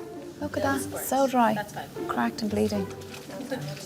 The only place I need to moisturise is my feet. Tattoo. Fuck, show us it. I only saw it in 2D. Oh my God, Annette, what were you thinking? Were you That's drunk? hilarious. Yeah, because there's no bone. What did he forget? She got did he forget one of those? Yeah, at 4 o'clock in the evening, she says to me, on Friday, will you come in and get a tattoo with me? I'm afraid to go by myself. Would you want me to get one? And she goes, yeah. And I said, you said you were thinking about it. I said, no, I only said I was thinking about it. I said, but it has to be something that means something to me. Yeah, yeah. That's a good one. That is deadly. Where's the lovely ones down the middle of her back? That's gas. So funny. So gas. Are you ready for some cuddles? Baby Emily is well enough to be held by her parents for the first time in more than a week. She has reached the milestone of 1 kilo in weight. Hi, Lily. How are you? Hello. Hi. Hi. Yeah. You know who's that? Up you go. Up you go. You're definitely heavier since the last time you were here. You're getting bigger. Are you happy? Who's more comfy, Daddy or Mummy? Oh, don't ask that question. It's funny to say she's getting big, and she has got big, but she has, and she's kind of padding out a bit, you know, like, and... She's 1.5 the size, 1.5 times bigger at this point, you know. Your milk will come out more. I can feel it getting, like, they're tingly. Yeah, no, I definitely do. I feel as if there's a tingliness kind of right there straight away the second she comes on me.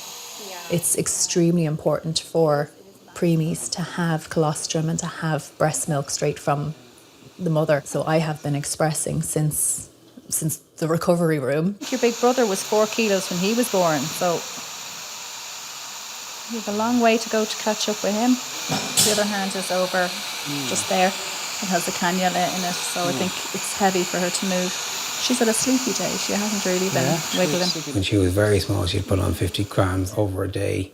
When she was going from like 650, 700, and I was kind of doing the maths on it, it's equivalent to me putting on 3 stone in 24 hours. So it's kind of like, because she had to change the breathing. It's like, yeah, you'd be very tired if you put on, an extra 3 stone onto your body. No, come on. Oh dear. Up, up.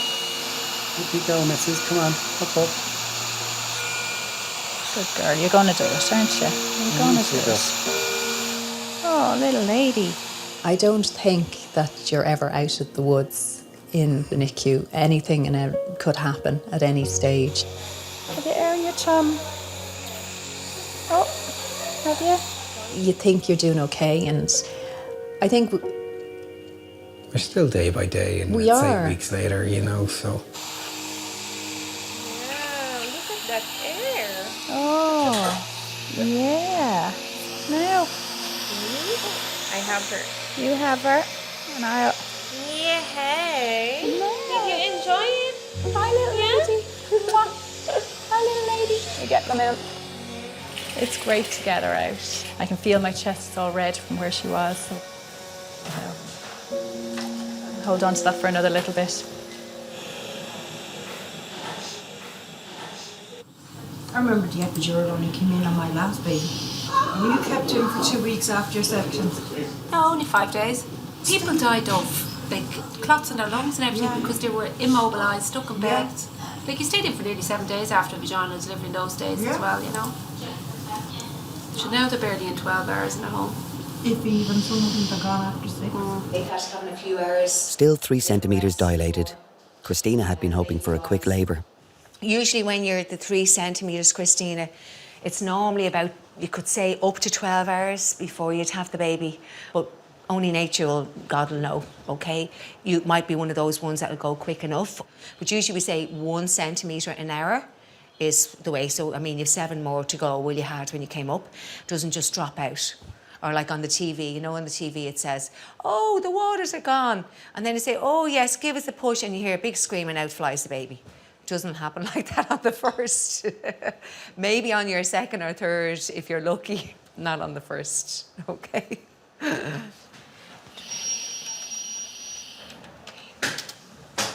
You're doing great, Christina. Everyone's a little bit closer. I don't feel like I'm doing great. From the first contraction, it was very, very painful. It just makes me dizzy. Doesn't help. Don't take them. I thought I can do naturally without any pain relief or anything. I don't know why I thought that.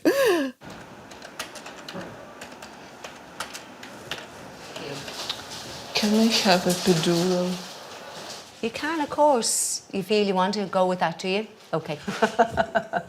Okay, that's I was hoping I won't need it, but I can't stand. Yeah, you're very calm, I have to say. Oh yes, I had an epidural on my first baby, and that was 30 years ago. And I was delighted with it. It was great. Try to keep the head down as much as you can, honey, and relax down the shoulders. That's it. Just nice and relaxed. Good girl. Well, I have 8 children myself. I've had some in my 20s, some in my 30s, and some in my 40s. Girl, you're doing fabulous. So I do know what it's like. Oh, having contraction. Got a contraction? Yeah. Okay. Yeah, we'll just wait for a moment. Yeah, go ahead with your gas there, yeah. Okay. She made us feel like home, although we were in the hospital, but you couldn't even feel that that feeling. Yeah, it's like having mom next to you. Yeah. Oh my God, I'm alive again. So you be aware of me, just my finger, okay? After 2 hours in the delivery room, Anne is about to break Christina's waters. Something that doesn't faze Raphael. You sure you want to watch this? Yeah, I don't mind. I've seen worse, believe me. I've been nursing for about 15 years, and you develop this kind of feeling that you become very cold. You see everyone as a potential patient, even if it's your family. You're doing well. You're 7 centimetres. So well done, well done. And the water is clear. That's good, 7 Actually, you know, centimeters. like you've gone quite quickly. Mm-hmm. You know, it's great that you've gone so quickly. So I hope we'll see this baby before I go. Give me a kiss. You're doing well. Yeah, very well. My delivery some years ago, which I believe is still the record for the heaviest baby at the Rotunda, which was about 6.5 kilos, which is about 14.5 pounds. I remember getting a card from them afterwards, thanking me and saying from the parents and the little giant. For the next step in Emily's recovery, the team tried to take her off the CPAP machine. Unfortunately, she only lasted a couple of days before having to go back on it. These little kids, breathing is like running a marathon for them. And what we really want them to do is not to use all their calories up on breathing. We need them to get bigger and stronger, because that's building muscles and lungs and everything else they need to do it for themselves. So because of that, we want to balance not pushing too hard, but giving a little bit of a sprint every so often. To be honest, I'm just a little disappointed for her to, you know, that she's back on the CPAP. I knew it last night. It's just coming in this morning. Then it's just kind of like it's. I know you have to try and error, like it's all trial and error. See how she gets on, and I just felt that, you know, for her, because she did seem to be a bit more comfortable around the face and all of that. And initially, when you come off CPAP, you might kind of manage, but if you get a little tired, you just kind of lose a little ground all the time, and sometimes couple of days on CPAP just gets you back to where you started. And in the meantime, she's growing her muscles, she's doing those nice push-ups that'll help her breathing, and she's doing all the other stuff as well. We can't say she's going to do it the next time, but if that doesn't work, she'll go back on CPAP for another 2 or 3 days, and then we'll try it. And one of these times she'll just take off. You know, she really will. Yeah. I didn't pass my driving test the first time around. You know, got there. I'm a very good driver now. She'll do the same.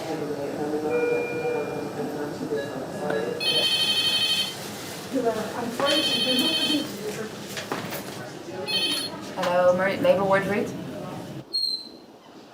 After just 5 hours in the delivery room, it's time for Christina to start pushing, and for these first-time parents to meet their new baby. Push down. That's the girl. Big, strong push. Keep it coming, that's it. Bit more if you can, a little bit more. Because of epidural, Anne had to tell me when to push. Well done.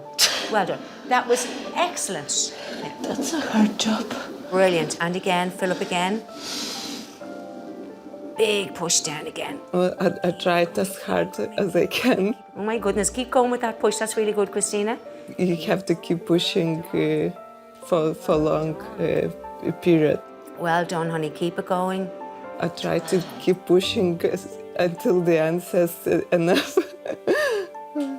Yeah, your baby's head is coming, okay? Well done. Oh. Well done, honey. Well done. That's it. Give us another push there. Go, go, Good go, go. girl. Another push. Come on, another push. He's crying before he's even out. I'll just take the cords around his neck, so I'll just take that away. There we go. Now, congratulations. Isn't he just lovely? 343. God bless you. Now. Oh, he's like his daddy. I just looked at the baby and said, wow, I'm a daddy now. I have a family. Up onto mommy there. There we are. Now. Congratulations to you both. Well done. Well done. Well done. Thank you very much. Oh, he's so lovely, isn't he? It's a miracle every time, and I think if it ever comes a time when you don't feel it's a miracle or you lose the awe in birth, I think it's time to maybe move on at that stage. Yeah, he looks like Dad. He's so lovely. Yeah, Mom and Dad is here, don't cry. Coisa linda. Manda beijo pra mim. I first think I thought he's a little copy of Rafa. Yeah. You recognize Daddy's voice. Manda beijo pra mim. Yeah. I don't believe in coincidence. I think people just come across each other for a reason, for a purpose. Put him against your skin there like that. That's perfect. I believe we're not here for free. There's a reason for us to be here, for a reason to be together. And now we have something in common to keep ourselves walking together. A gente vai cortar as unhas grandes?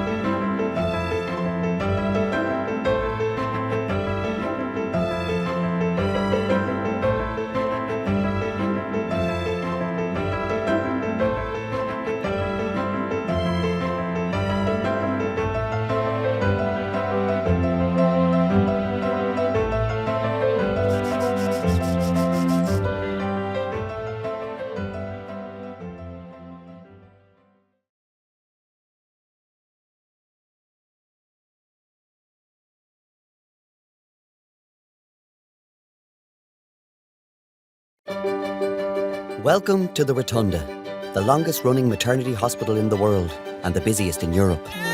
It has seen the birth of almost 1 million Dubliners, and some 24 new babies are added to that number every day. Well done. Congratulations. It's a place of extreme highs and devastating lows. Please cry.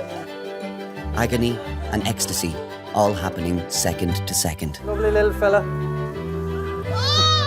We're there for the most intimate of moments as people experience events which will change their lives forever. Yeah, the baby's almost out, come on. Events to be remembered and retold for generations to come. Well done, you're okay. Your baby's nearly here. Oh, here we go.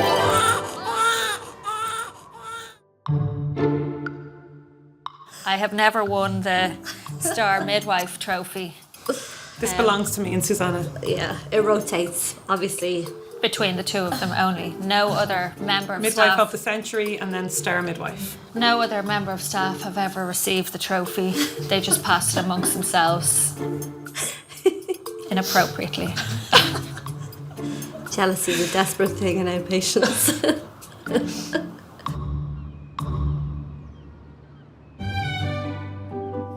Walking the Rotunda's corridors, trying to get labour started, are Dubliner Sarah and her husband, Kilkenny native Dara, who are expecting their first child.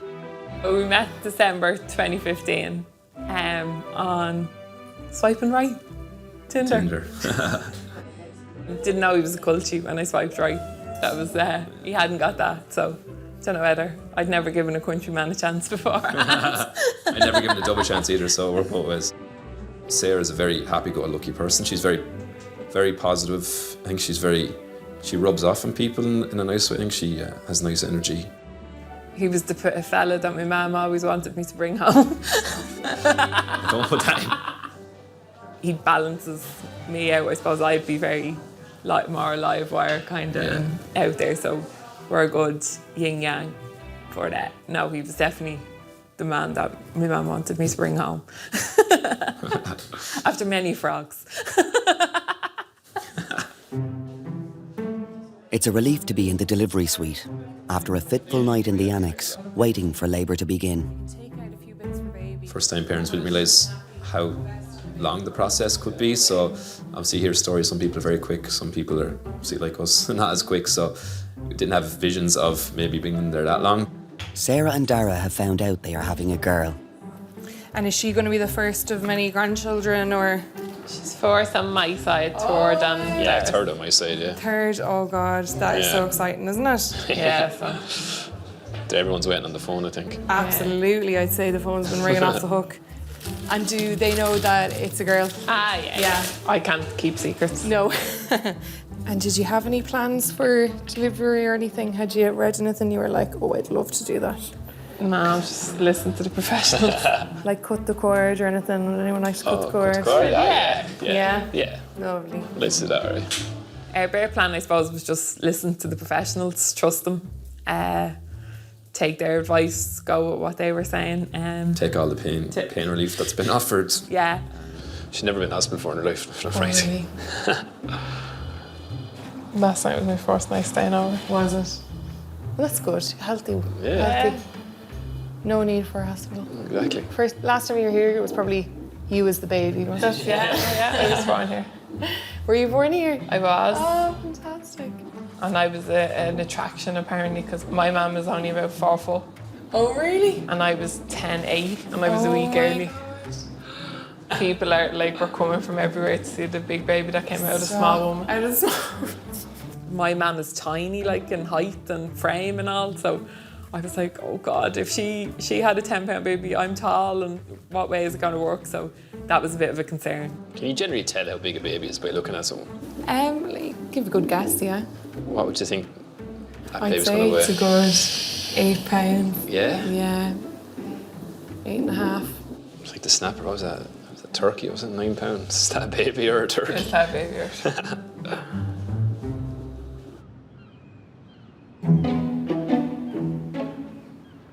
I hate feet. I'm dying to get my toenails done. I feel like it's the only way I can treat myself in here. Just get your nails done. I know. I'm dying to get my lashes done as well. Where'd you get your lashes done? On Dorset Street. Yours don't look particularly No. fake though. Do you think? No. I'm 3 years getting them every month. I'm fully Every addicted. month? Every month. What? I've given her probably 10 grand.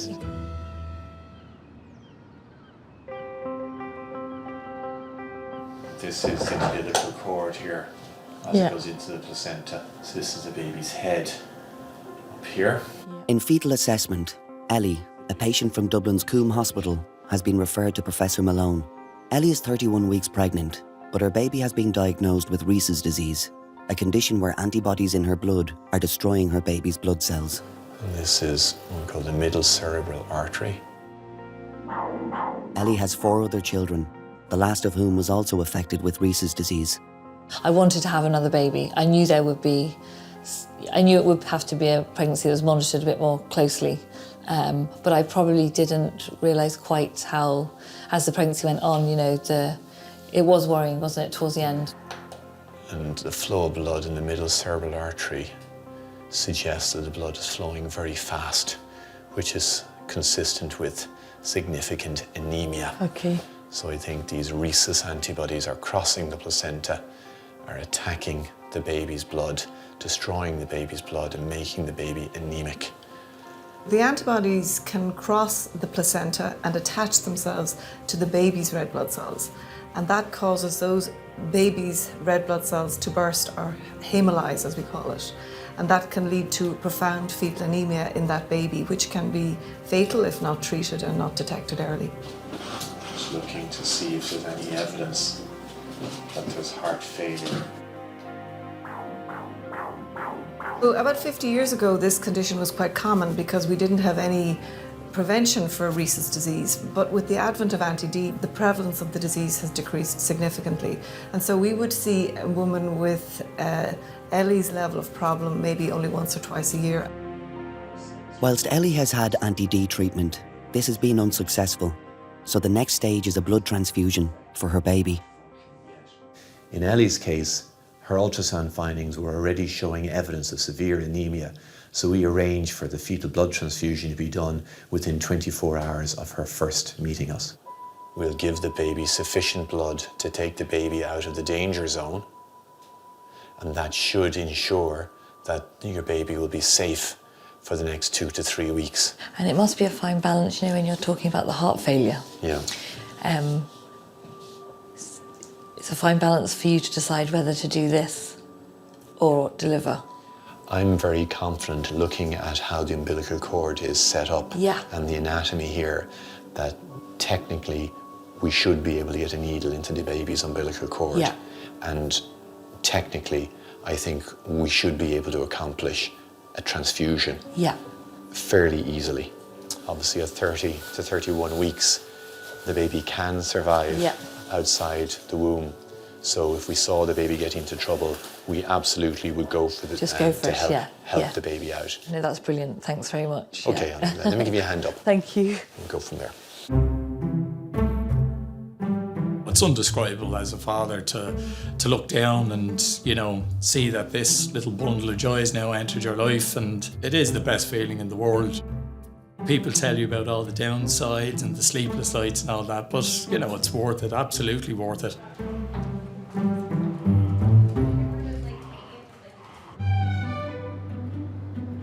We only got married in March, like this was a bit of a surprise. I was looking at your ring, it's gorgeous. It was a surprise, like, wasn't really... Baby was a surprise, or the wedding was? The baby. Like, we had the wedding planned nearly 2 years. We had planned, I think, to get married first, obviously, which we did, but I don't think we planned for it to happen so soon. But I myself, I think you were probably the same, that we didn't want to be too old having kids either.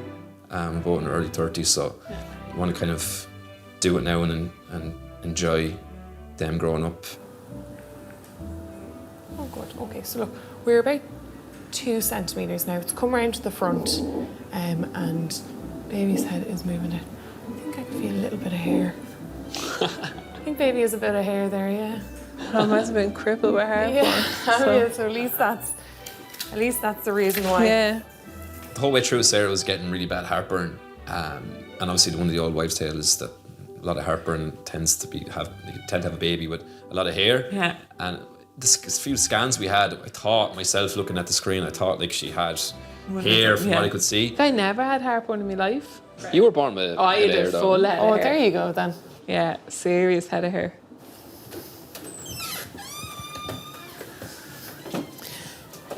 She's starting to feel a little bit of pressure.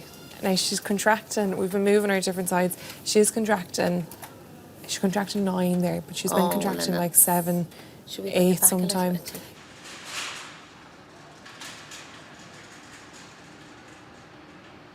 I don't pay into places. Not really. Like, no, just walk in. No, not that I walk in. I just don't want to. I don't go to places that you pay in. Like, I don't go to nightclubs. It's just like music bars and stuff. Yeah, like if you bring me to where's that Zico's, is it? What's that like? Do you have to pay in? Mental, but like you're like paying a tenner and you're like that, and then you feel really old, so you feel like. Yeah. Is it good? Yeah, it's good if you're 25. Everything's good if you're 25. That's why I have to stay in Donny Nesbitt's where there's 50-year-olds there and you feel like young. Yeah. I know, I'm too old for nightclubs. Too old. Yeah. We just have to go down to... On the prenatal ward, Ellie and her husband Owen are getting ready to go to theatre for their baby's in utero transfusion. They'll never forget where they first met. We met in London, didn't we? In Bristol. Oh, Bristol. Sorry. Yeah. He said the blood is nearly ready and that they might have a slot in theatre in half an hour. So I was only ringing you just to say that, not to meet you. We met on the night out? Yeah, in an O'Neill's Irish bar. And there was a group of us that night, and there was a group of Irish men. So, but I was the only one who got lucky. All these years later. Although this is the couple's 5th pregnancy, It's the first time Ellie has had to go through a fetal blood transfusion. With rhesus disease, the mother becomes more sensitised to positive blood with each successive pregnancy. So we tend to see the baby getting anemic earlier and earlier in each successive pregnancy. Yeah, I'm thinking, I think I'll stand over that side. Yeah, so machine over here, yep. The hospital environment is a familiar one for Ellie. She works as an ICU nurse in Crumlin Children's Hospital in Dublin. So I'm sure this is all fascinating. This is standard ICU day for you, isn't it? Yeah. So being a nurse, you see some really sad things and some things that you just think, I never want to be in that situation or that position, and especially with children, The hardest bit for you here is that you have to just stay still. The things you see, not a lot of people would have seen unless you work in ICU. You can breathe. You can breathe, but just you have to stay still, because, as you've probably heard me saying there, the needle is going to be in a very delicate spot. I think it does make you just realise how fragile life is, definitely. Suzanne? Sarah, will you just tell Suzanne it's Jane here, we're about to start. Thanks. In 1 or 2% of cases, the baby will not tolerate a fetal transfusion, and there's a possibility that during the procedure, an emergency caesarean section might have to be performed if the baby's heart rate slows down. Just there, that's exactly there. Little cramped now, I'm sorry. You take the probe.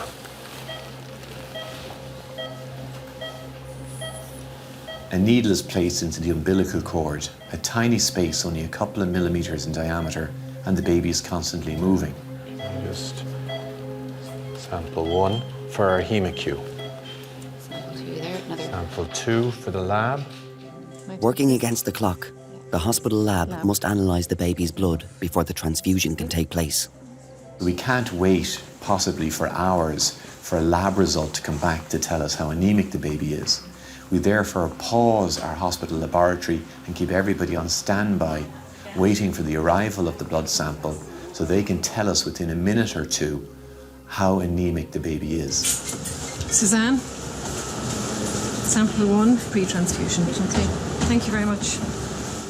This allows us to calculate the precise amount of blood to transfuse into the baby. If you don't transfuse enough blood, you won't prevent heart failure. But if you transfuse too much blood, that can also be dangerous for the baby. So we need constant guidance from our hospital laboratory as the procedure is going on as to how much blood to give and whether we've got to our target level.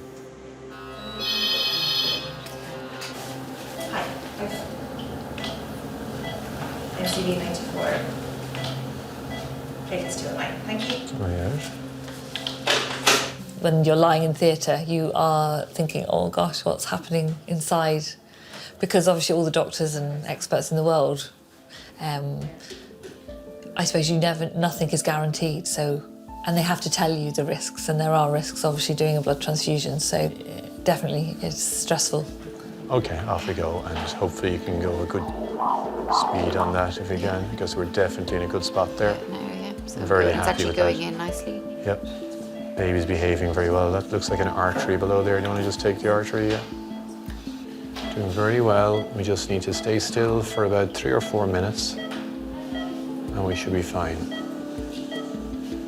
I presume it's a contraction in the uterus has just lifted us just now. It's amazing how the movement It's incredible. on a contraction. Okay. I stupidly didn't really think that it would cause labour pains. But I suppose if they're putting a needle in and they're aggravating the uterus, your uterus is going to contract. I wouldn't say like full-blown contractions, but definitely kind of halfway there.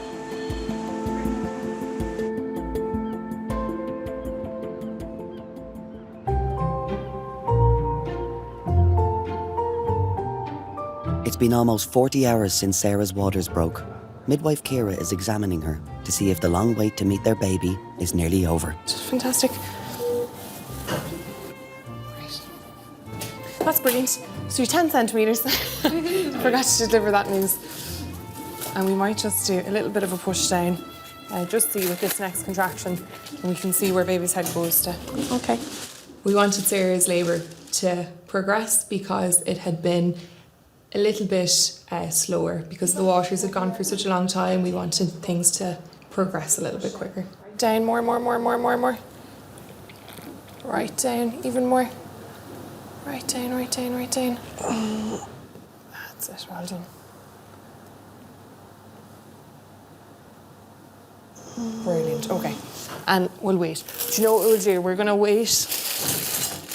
We'll wait the hour, okay? Right, okay. And allow, baby's moving when you're pushing. Just if we can allow you to have that extra bit of time where you're not using all your energy. Okay. Okay. And just let baby's head move down. After an hour, midwife Melissa starts her shift, and her first job is to get Sarah pushing. It's lovely to meet you. This is Sarah and Dara. Come on, go on, push here. That's it, very good. Keep it coming. Excellent, well done. Very good. After a while of pushing, I asked her to go on the side just to try to help the baby to rotate into the good position. Keep it coming.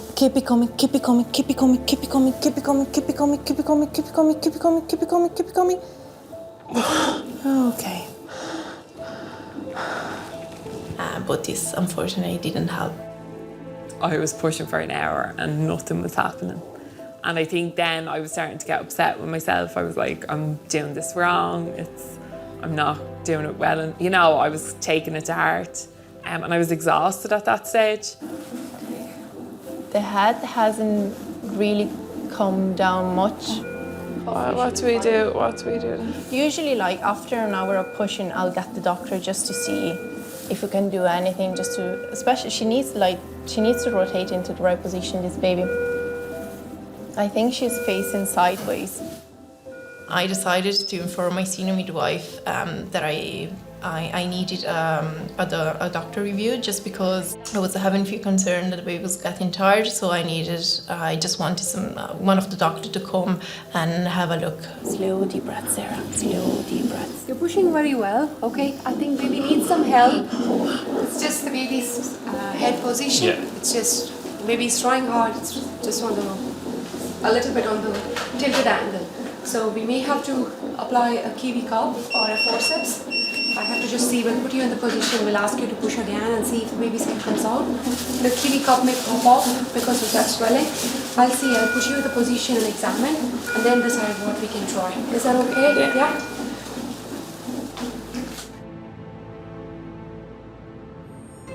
Right, you ready? Many a red sun will set, many a blue moon. That's a song, yeah. What is it, a song? Yeah, that's a song, yeah. Well, I don't know that. Yeah, don't worry about that. Either way. Hi, Right, Ali Hakim. Hello, Ali Hakim. Ali Hakim. Get away! Hello, kiddo. Oh, Jesus. Hello, I'm kiddo. sure sorry to see you so happy, because what I got to say will make you miserable. I got to marry Will. That's the way it's wrong.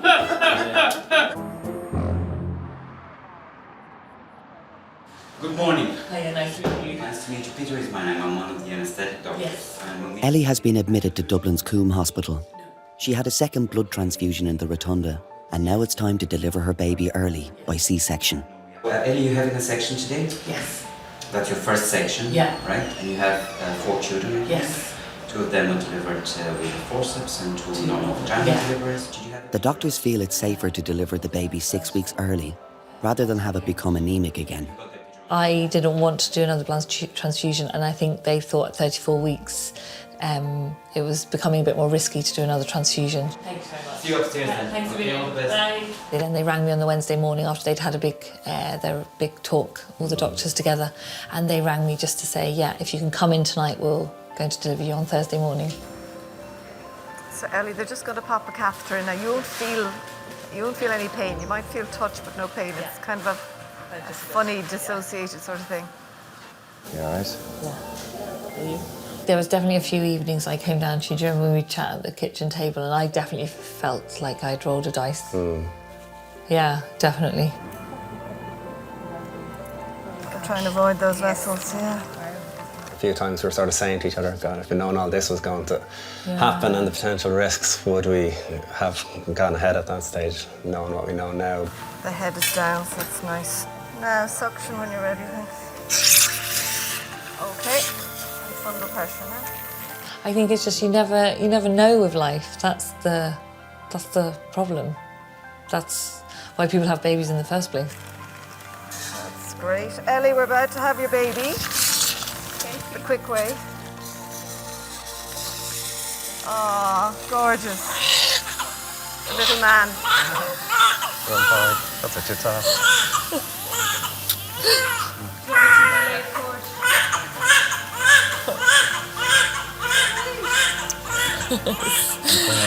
And in ICU, you've seen so many emergency situations.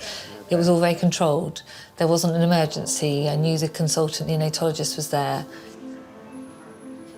Because I've seen so many emergency situations, I could tell it wasn't a case of an emergency. Does that make sense? That's great. Thanks very much. Congratulations. He looks really like Oscar, actually one of our other sons. We haven't done a weight or anything yet. We'll do that when we get him down to the baby unit. Definitely in that situation, I find you're looking around, nearly looking at reactions and how people are in terms of their facial. Or do they look stressed? Do they look? Whereas it didn't. It was all very calm, which was great. Yeah, that's good. Looks great. Did you get a photo? Yeah. It looks really like Oscar, actually. Oh, sorry.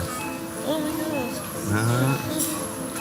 Everything is good here. Okay. We're just going to move on to the tubes. Yeah, okay? that's great. Thank you. Yeah. So the next conversation that always happens after some very complicated pregnancies, what happens the next time round. We know that it's very likely that the baby, a subsequent baby, would have a similar, if not more severe presentation of the condition. And that's difficult to face into. Ellie and Owen made the decision to have a tubal ligation to prevent further pregnancies. The thing is, you don't have 3, 4 kids unless you like having them. So, but at least with 5 kids, there's a good chance of quite a lot of grandkids. So. Get to meet your mum.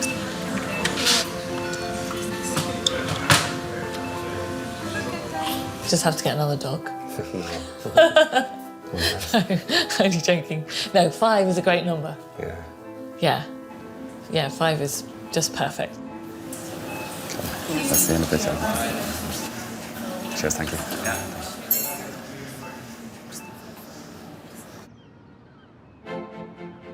A very special occasion at the Rotunda, celebrating their 18th birthday. Connor and Amy and Cian and Rory and Derval Cassidy, who are, of course, our famous Rotunda quintuplets. We know that quintuplets are tremendously rare. Ireland has only one set of quintuplets, and they're here today with us. Having 5 25-weekers born at the same time and being cared for in the neonatal unit was always going to be a challenge. Statistically, babies that are born between 25 and 26 weeks back in 2001, the survival rate was 50 to 60%. So the fact that all 5 survived and all 5 are healthy and well is a huge achievement. Quintuplets is a story that any of us that were involved in caring for them will never forget. Do you have a baby? Okay, come on. Go, Sarah. Deep breath in and push all the way down into your bum. Come on. Big push. Keep pushing. Keep pushing. Bring the legs up to your chest. Yeah. It's the baby's head. It's going. You're gonna feel loads of pressure. It's completely normal. But you push with the pressure. Keep pushing, Sarah. Don't be afraid. Good girl, go on. Come on, go on. Back in the delivery suite, Dr. Samaya is using a kiwi cup to help deliver Sarah and Dara's baby. Dara is finding it hard to watch. Keep it coming. It's quite difficult from the dad's point of view, especially when it's an instrumental delivery, because they don't really know what to expect. Everything looked very, very dramatic. Keep blowing. I was starting to panic a small bit at that stage. Obviously, I didn't like to see my wife in pain.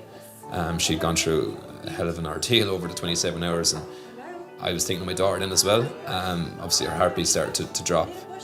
So it was all just getting a bit worrying at that stage. We'd gone this far in 9 months, and it would have been just heartbreaking for anything to happen. The head is out with the next contraction. Baby doctor. Gloves just over the We're gonna see her. Okay, it's coming. You ready? Legs right back to your chest, right back to your chest.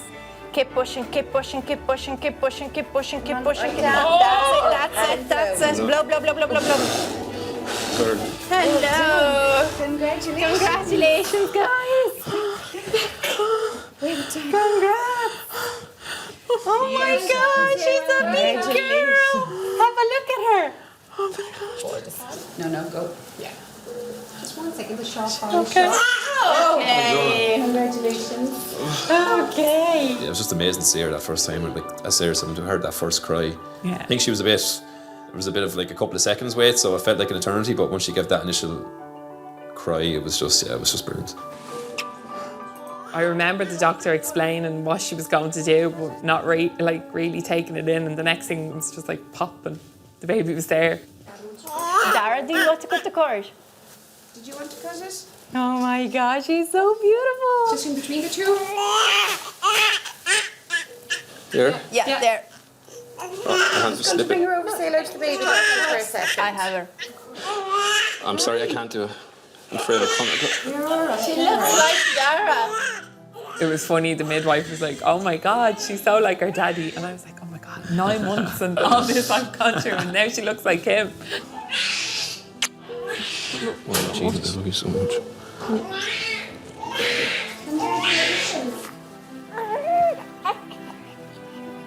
Like when she looks up at you and she's giving a gap, like you just completely, do it again tomorrow without a doubt. Maybe not so soon, In a while we'll do it again. But, I have to agree to it as well, so let's see what it says. Oh God. A15. She is 4 kilo 05. She'll never forget her roots, because obviously I'm from the country, so I'll always have that in her. She can follow Kilkenny and hurling, Dublin, the football. I think that's probably a good balancing act. So she's not far off. She's not far off, £9 then. Yeah. Yeah. I know, But she'll still have a big double accent. She might talk properly like me, you don't know. She'll be like, Dad, why do you talk different to everyone?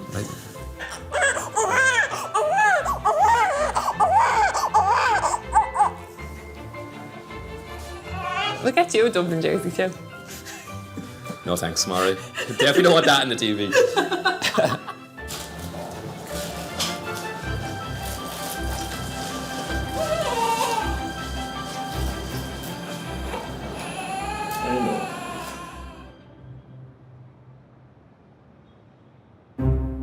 When it's a full moon, it will be like the hospital will be crazy. It's actually real. Like, it's real, and it's not only in Ireland. I can assure you, like, it's the same in Italy as well. Like, if it's full moon, you just need to pray like that the shift will be okay.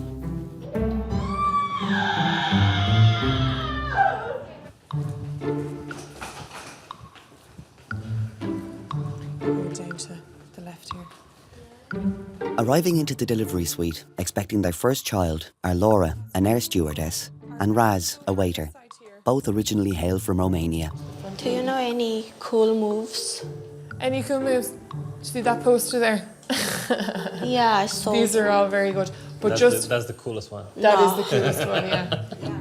I wanted to give birth natural, without any injections or medication or. So the contractions will be stronger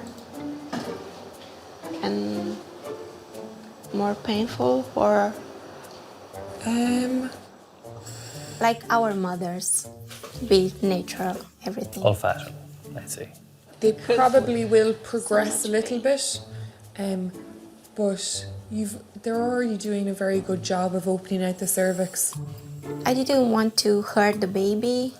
I read books about the epidural and taking medication during pregnancy or in labor, and this might hurt the baby. Come on in. Hello, how are you? Hello, how are you? She had a few concerns about getting an epidural. Thankfully, getting epidurals is lovely and safe, and it's really safe for your baby. She didn't want to get it, and that is perfect. So Katie is going to take over from me, okay? Oh, okay. But I'll be coming back in later to see Your little boy. Yeah. Good plan. We met in 2014, in work. We used to work in the restaurant industry. She was a receptionist, I was a waiter. Any flowers? I was all day here with you. It's Valentine's Day, no. Oh yeah, I forgot. For me, it was easy. It was love at first sight. This is the most romantic present, a baby. Oh. Now I'm happy he's a boy. Really? Oh, yes. You know what women have to endure. Exactly, before she wanted a girl. And she saw what's happening and she said, no, I'm glad it's a boy now. I don't want her to suffer. I wanted a kid. I wanted a baby. In the beginning, she wasn't very sure she wanted one. But I keep pushing her, come on, it's time. It's like, look, it's time. I think your jobs are harder than mine. Working in an airplane with drunk people and... Oh my God, yeah. Hats off to you, you know. I work as a cabin crew. To have a baby meant to stop flying, so I love to fly. That's why I wasn't prepared to have a baby. And especially when you have delays and it's not your fault. They don't understand that. People get very frustrated, don't they? And they take it out on you. I love aircrafts. I just love Sometimes fly. she'll sit in the garden just watching the planes take off Yeah. in the back of I the go garden, to the airport and watching the aircrafts. Yeah.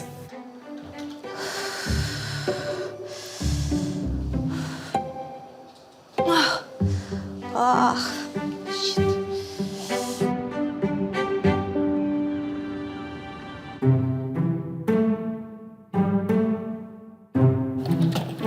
So I'm getting, whatchamacallit, slide rubs. Oh, lovely. Slide rub there. That's the bottom of my bed. And then that. Although I don't think I could get up every morning and be looking at myself in the mirror. Oh no, I'm not going to. I'm only going to get one mirror in the middle, kind of maybe up high. Okay. And then in the boys' room. Do you not have them on the ceiling, Louise? Oh yeah, everywhere. Oh my God, can you imagine?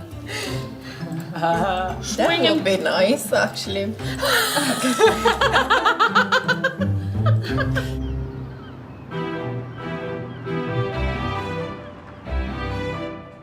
Emma and Martin are in outpatients for a milestone checkup with their son Nathan. 7 months ago, baby Nathan was delivered in the Rotunda at just 25 weeks gestation, after mum Emma was rushed from Ballinasloe Hospital. Weighing less than 900 grams, he was gravely ill. His sudden arrival was a shock for Emma and her partner Martin, who had been together for only 7 months. Lights blazing, gunning it up the road. The on-call doctor comes in, checks me, and goes, I'll be honest with you, baby's feet are actually out of the cervix. He's kicking out of the cervix. He was that low down. And I was like, what does that mean? She says, very high chance baby's coming tonight. He's looking great. I feel a bit better now, but it's a bit, you know, when I heard about the ventilator this morning, it was like, oh, kind of the end of the world, but I'll admit I had a bit of a breakdown. That happens though. But you're expecting setbacks, but you just have to think logically about it. And then I was saying to myself, see, I suffer from mental health anxiety, and I said, am I cut out to be in this position? I'm doubting myself. Because I should be there to support her and him, but I'm kind of finding it tough. Like, it's just the whole thing is daunting. Like, I'm thinking too far ahead of myself, to be honest with you. So, I mean, I'm delighted with his progress, but it's still, I can't even think. When I'm home, it always comes back into my head, even when I'm enjoying myself, I say, oh, he's in here. It's not easy.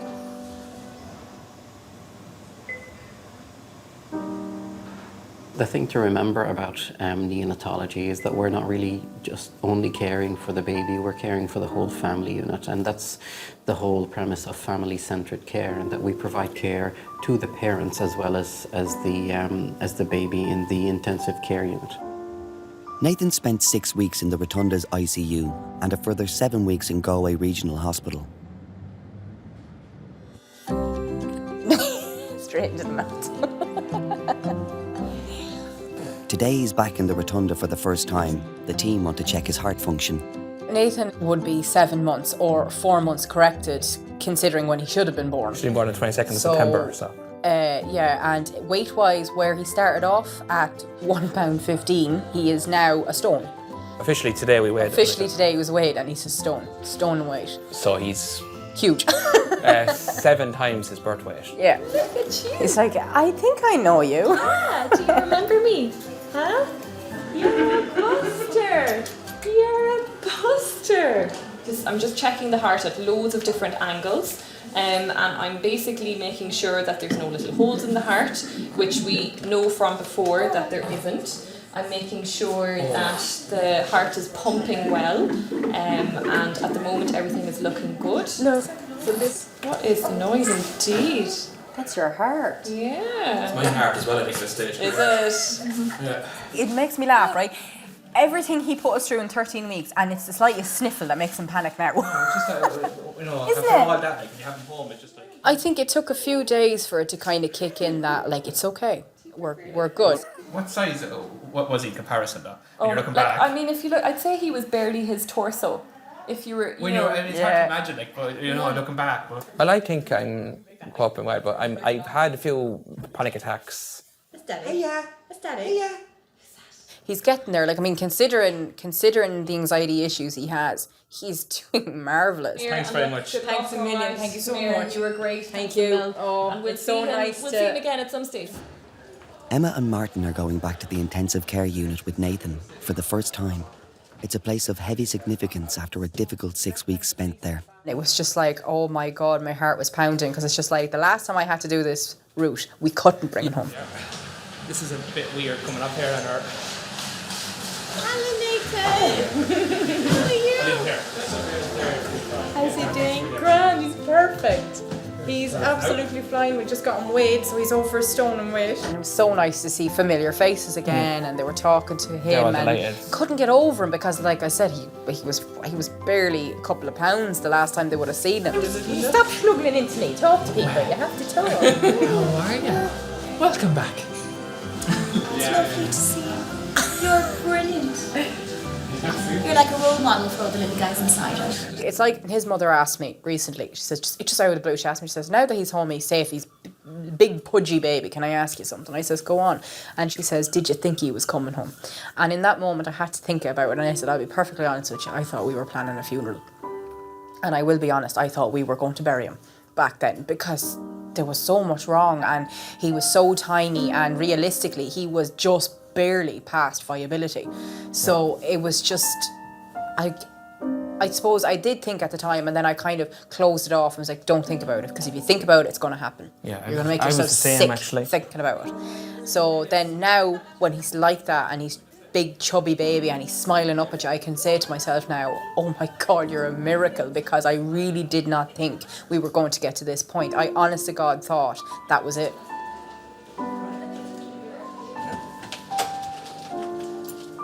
Are you okay?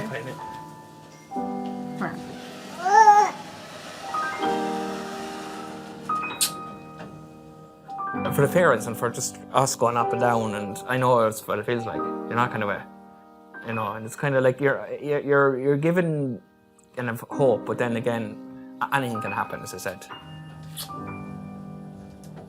He's all in one piece, you know. Sorry. You look in there and you see those small babies and you kind of go, They have a long road ahead of them.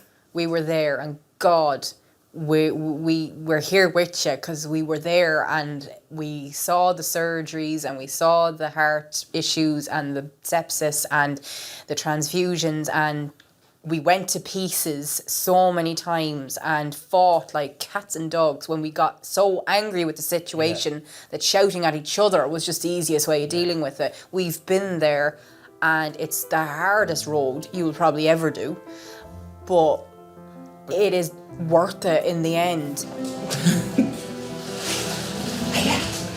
I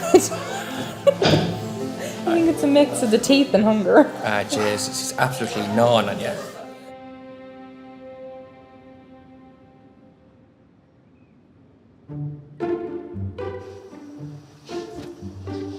Ooh.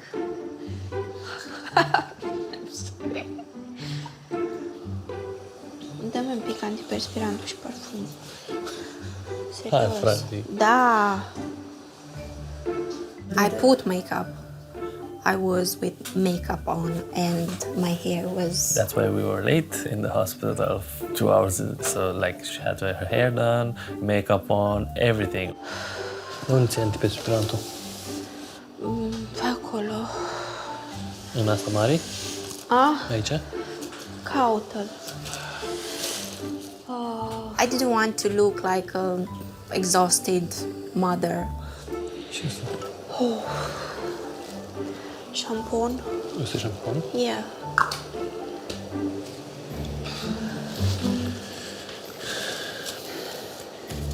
I wanted to be pretty for my baby.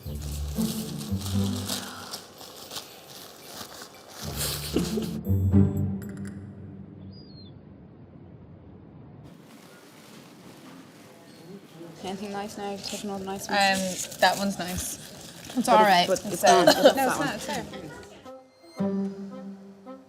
Laura has been labouring for 5 hours. She's coping well with her pains by moving and keeping upright.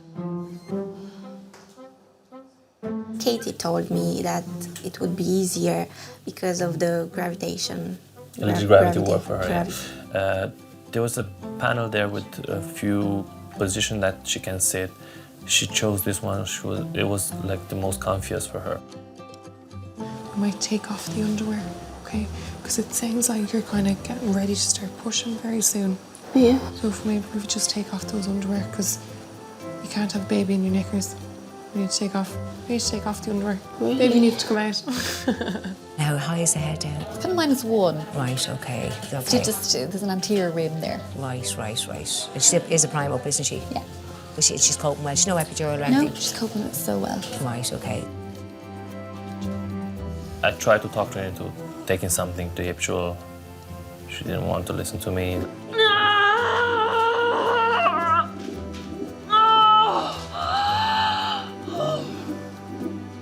Like ease your pain. Yeah, It's the normal. labor Everyone would was like to so ease your bad. pain. She didn't want to. She's my hero for that. And blow. And another little push now. The whole experience was absolutely new for me and a little bit shocking, as I say. I didn't expect like to sit there until the end. It's not common in Romania. All the hospitals they have like a policy. It's only the doctor that sits in the room and the nurses. It is very important for the father to be there when the baby comes out, because not the doctor is the father. It's you that's the father. You have to hold him in the arms. No, first, not the doctor. Blow, blow, blow, blow, blow, blow, blow, blow, blow, blow. And another little push. He's a bit. Little push again. Oh, that's the head out. Well done. See. Hello, Stefan. 11 minutes past 6. Now, just have to wait till the head rotates around, okay? And now? Just breathe until the next contraction comes, okay? E bună tot, săracul. În botă. Give it a little push there and see what happens. Small little push. Blow.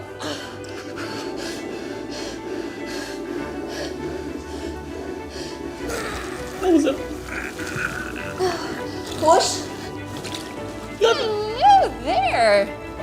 At 13 minutes past 6. Now you just come back a bit. Please. Say hello to your mummy. Oh, congratulations.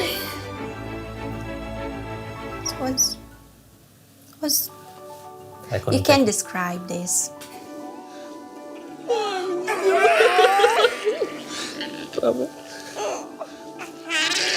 It's the most magical thing ever. Yeah. When you hear him and when you actually see him and feel him on top of you. What's wrong? Illichid. Nothing is wrong.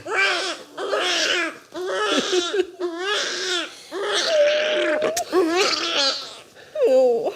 So. What do you think of him? I didn't imagine him like this, but he's so beautiful. I don't know what to say. Speechless.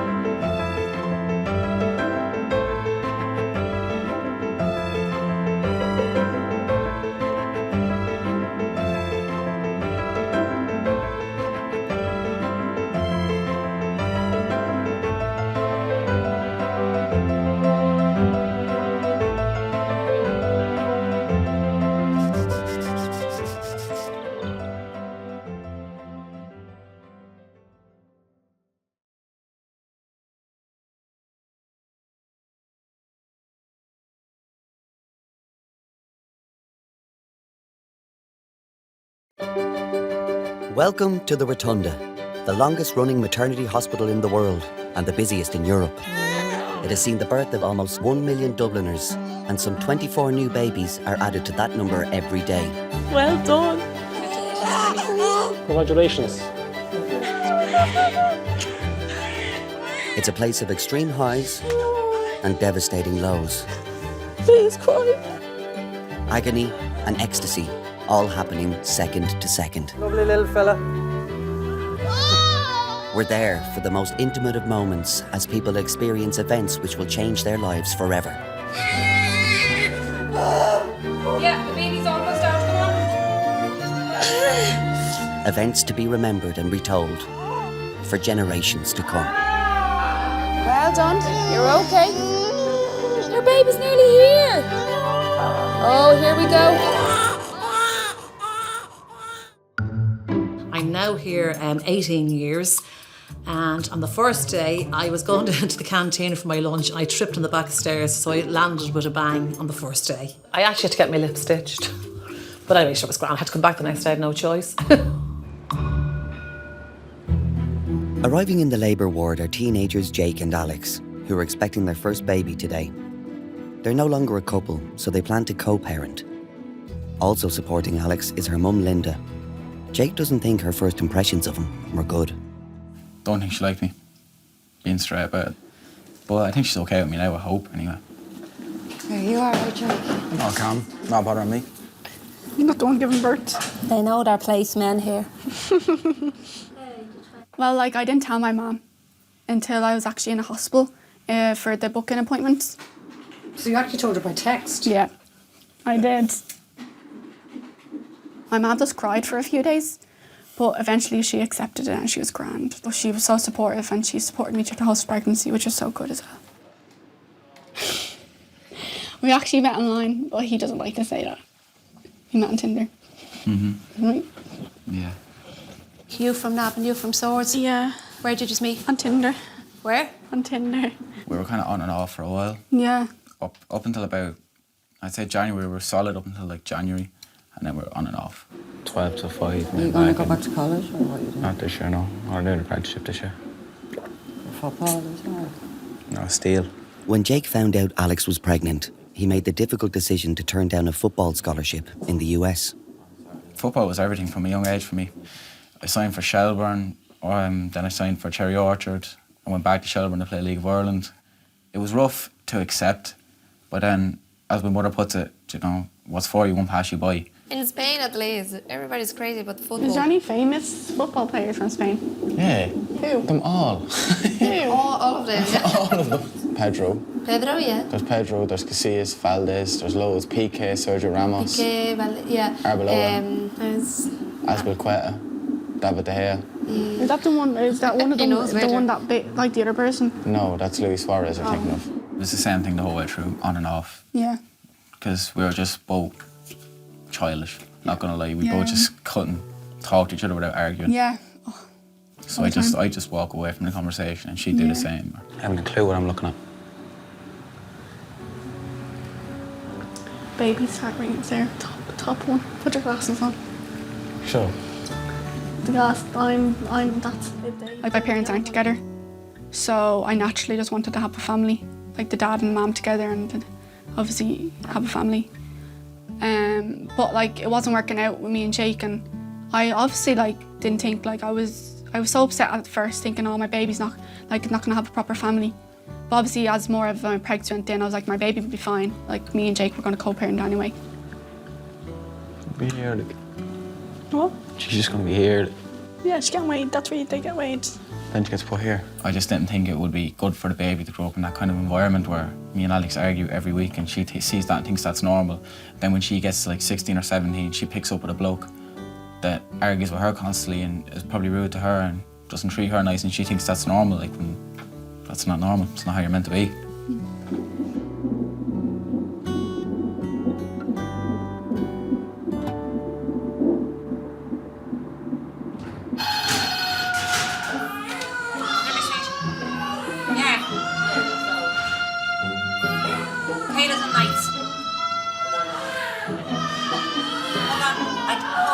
Sorry, I don't know. I didn't hear anything about a caller. Yeah. All right then. Hello, who's that? Hi. I said I know all the stuff. And I feel like part of furniture. Waiting for a scan at fetal assessment, mum of one, Kate, didn't have to look too far to meet her husband, Peter. It was an office romance back We in the worked day. together. We both worked in the bank. We tried to keep it secret at the time because he was a manager, or like kind of a manager level, and I wasn't. So it would have been kind of frowned upon. So we thought we were keeping a secret, but it was like the worst kept secret, I think. I think everybody knew. And the rest is history, as to say, you know. So what, 12 years on now, are we? Nearly 13. Yeah, nearly 13. Yeah. Kate comes in to be scanned every week because she's at high risk of a preterm delivery. Her first child, Billy, was born suddenly at just 24 weeks. My back's been at me actually. You'll start noticing symptoms that you wouldn't have kind of gotten to the stage of getting exactly. last time. So. Yeah, and remind myself not to complain too much. No. So she's head down. Yeah. Today, Kate is at nearly 27 weeks gestation, and so far, so good. It was a very different situation the first time round. I was having the bleeding and cramps, but you're not thinking straight. You're just thinking, go to A&E, get it checked out, get the all clear, come home. And then carry on with our day.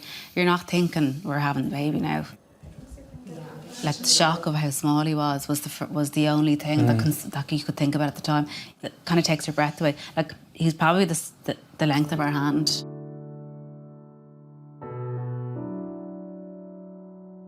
They kind of had to run various tests, and they had to obviously put the line... ventilated straight away. The line in to ventilate him, etc. He was kind of just taken away then to be examined further, and then we went into the recovery room just in next door, and then he was whisked up to the ICU then thereafter. 127 days that he had in hospital was very up and down. Thankfully he came through it. Thankfully we got to take our little baby boy home. He came home in oxygen for 6 months. Billy was a year and 3 months when I got pregnant, yeah. So it's still very fresh, and kind of around the year mark is when you're kind of coming out of the trauma. Kate was extremely nervous, even when I met her before she got pregnant, even making that decision as to whether to embark on a second pregnancy, because with one very, very early delivery as she had with Billy, there was a very significant risk that she would deliver preterm again.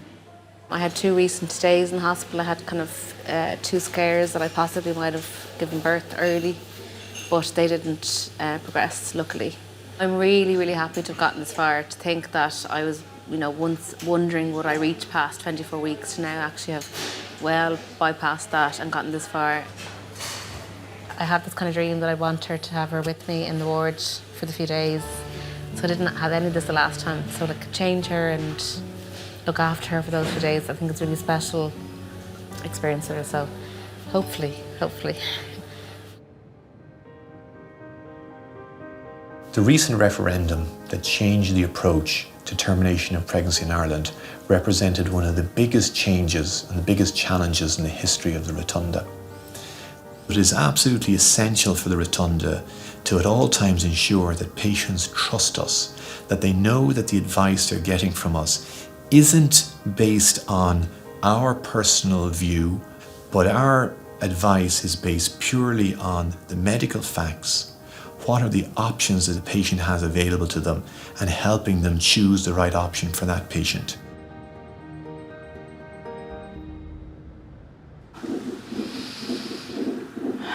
So keep breathing. In the delivery suite, Alex's pains are increasing and she's thinking of having an epidural. Too much, is it? You're doing good, homie. Keep it up.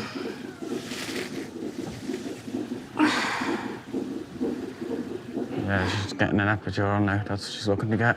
Yeah, they're coming every like 2 minutes. Yeah, they're really strong, like. There was one last night in where we were only induced to take another room, and she was huffing away on the gas, like, do you know what I mean? And there's people roaring and screaming in there, and like people roared and screamed, getting the water broke, and she didn't, so she's proper trooper and through, like, you know. She's doing well, like. Just 5 minutes since having her epidural, Alex isn't feeling quite right. Is it normal to feel like a bit like lightheaded? With the epidural, yeah. So let me do this again. She did have an episode of low blood pressure. She was feeling lightheaded, she was sweaty and feeling unwell. And the baby's heart rate was dropping. So I just rang the bell and Annette came in the room. I'll give the nieces a shout as well. Yeah. He's here. Is he? Just that's him. Can I put the oxygen mask on? Anaesthetics around. Dropping the blood pressure. She's symptomatic. The baby's heartbeat's dropped. How much is 5? On the other, yeah. That's it. Am I okay? Sherry? Yeah, it's okay. Your blood pressure's dropped a little bit, so we just check. All of a sudden, like, my blood pressure went down and the baby wasn't doing well, and then all these doctors were like flooding around me. What is the blood pressure? 93.50. She's symptomatic with it. And it was 126. Yeah, right. Jack's my name, another one of the answers. Am I okay? You're okay, your blood pressure's dropped a little bit. Still feeling a bit dizzy? No. No, that's passed over. Okay. That's It's good. quite common with the epidural for your blood pressure to fall a bit, Yeah. but yours maybe has gone a bit beyond.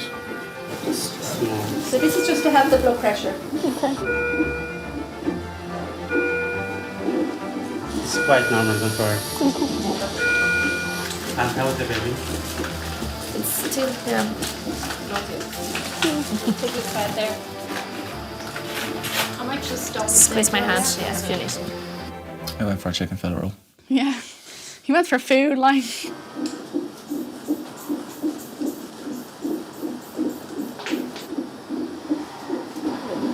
Trying to recover, sir. You're okay here.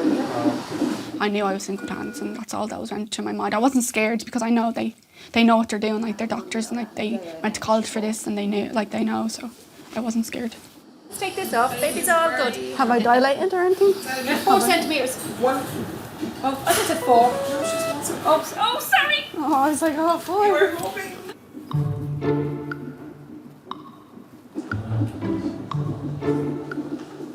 Right. You missed it. It's fine. Missed what? My blood pressure dropped. And Did it? She just doesn't make big deals of things, and No. she wouldn't tell you. Like, if she was in pain or anything like that, she'd try her best not to let you know. But now the blood pressure's come up and the baby's heart beat as well.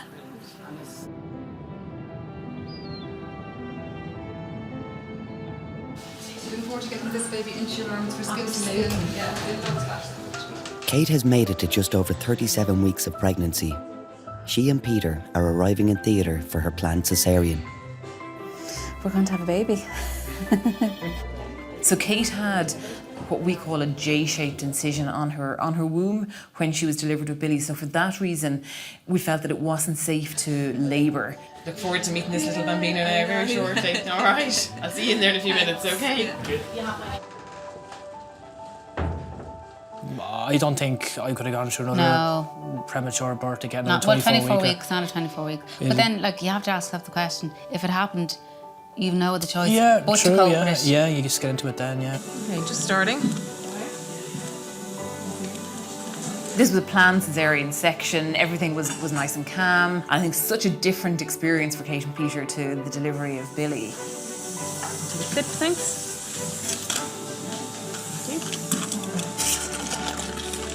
Hello, gorgeous. Drop the drapes a little. Hello, hi. You're gorgeous. Hi, Mom. Hi, Dad. Can you see her? No. Oh, she's doty. It was kind of a joyous occasion, hearing the baby cry. She got to cuddle her. It's a completely different experience. It was what we'd expected the first time around, you know. The name Kate and Peter have chosen for their new baby has special meaning. I lost my twin sister. It's going on 9 years now. So her name was Ruth, and I always said that if I had a daughter, I'd call her Ruth.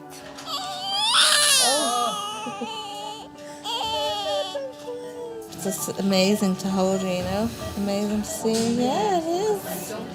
There's no wires coming out of her, and that she can actually, I was like, lifting her up going, where's all her equipment? Like, 3 days later, Billy is visiting his sister for the first time in a place where, as a critically ill newborn, he spent his first months.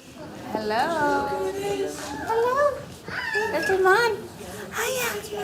Hello. I haven't seen you in a while. I haven't seen you in a while. Thank you. Yeah. Give me a kiss.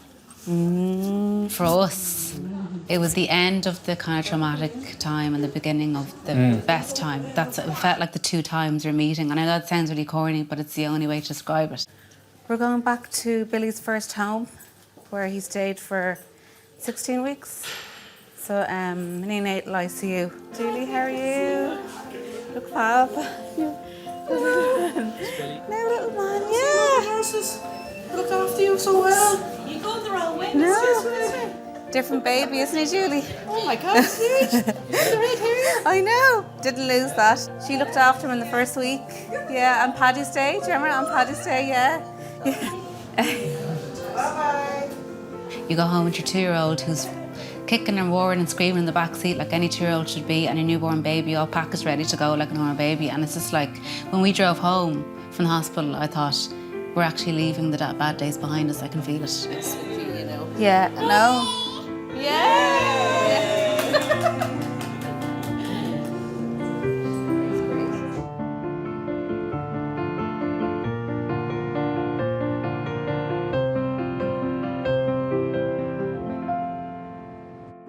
Like, she's using a bit of gas, but she's just like, you know, she's not really. She's not like, no, she's like, and then, you know. More than 30 hours since she was induced, Alex's labour is progressing very slowly. She's been told it might go to C-section. I thought when you get induced, like you have it that day, I didn't think it took about a fucking week. I told you. They could have induced you and just sent you home, realistically. Hardly. What if I had her then?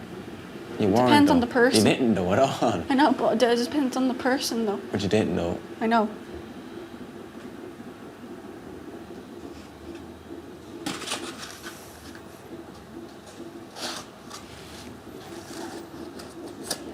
Did you, when you were in third class, did you ever grow like one of those little plants? Yeah. And then put your name on it. What? Grass heads. Yeah. Sock filled with seeds and that. Yeah. Cool looking thing. Do you remember did you bring in your own yogurt pot, or did they give you something to put it in? We had to bring in our own. Same. Whoa. I loved when it was a communion year, because you just do so much colouring and stuff. Do you remember? Mm-hmm. Can you itch my belly for me? Which part? I here at the side, I can't itch. I can't feel it. I have no nails. Yeah? It's good. That's it? Yeah.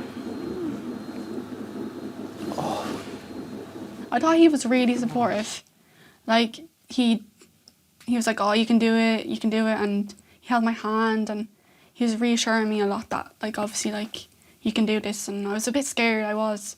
Good hug. You're doing really well. Really proud of you, okay?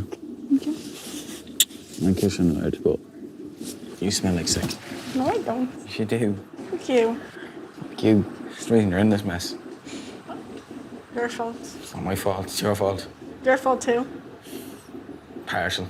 Partial, yeah. Argument. It's arguative.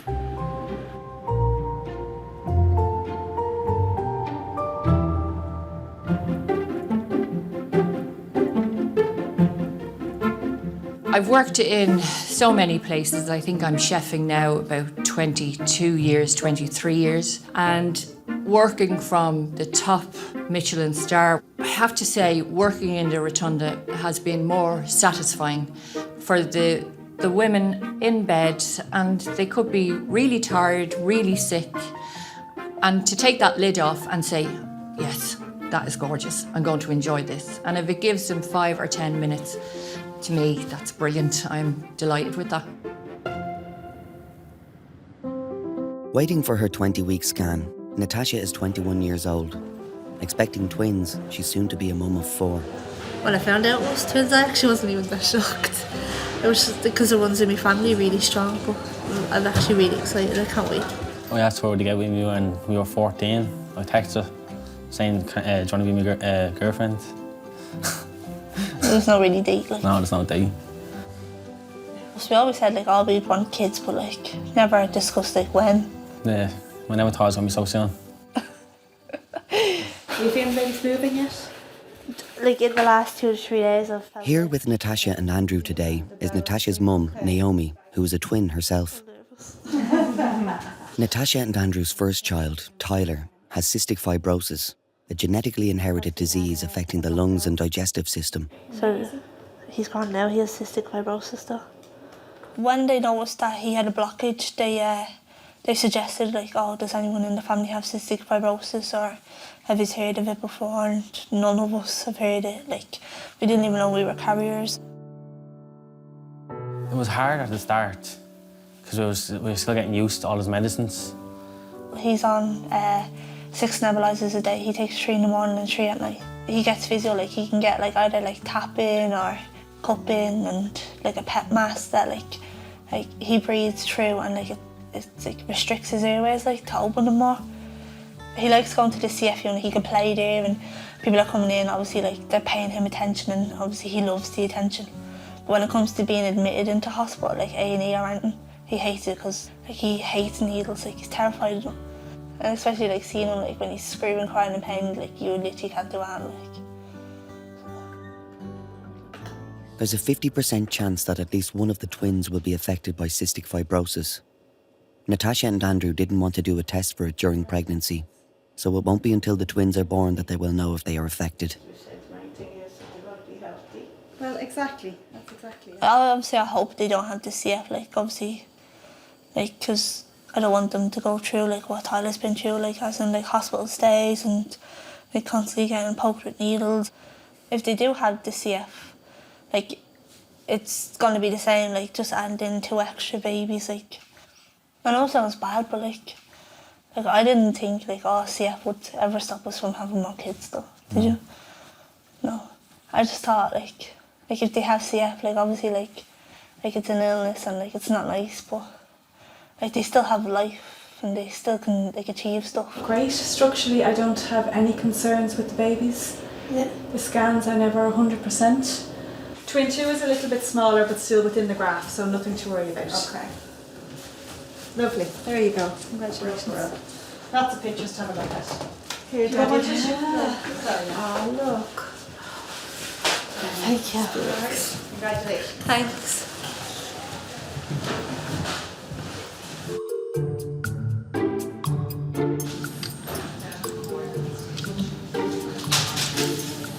Will you stop dropping stuff? Thanks very much. You've been my life. Alex has been labouring for 7 hours in delivery suite 1. She's only 2 centimetres dilated. A C-section is looking ever more likely. Hi, how are you? We changed your shift at this stage on the night staff. Hi. So they're leaving you till 9 to make the decision. Yeah. So I'm going to get you in a gown anyway, okay? I have been told that Alex was probably going to have a caesarean section because the tracing at times, the doctors weren't happy about it, but we were going to give her another short while, and the contractions began to build up again. I'm going to stop in a few seconds now. That's it. I feel a bit sick. I get you tissue.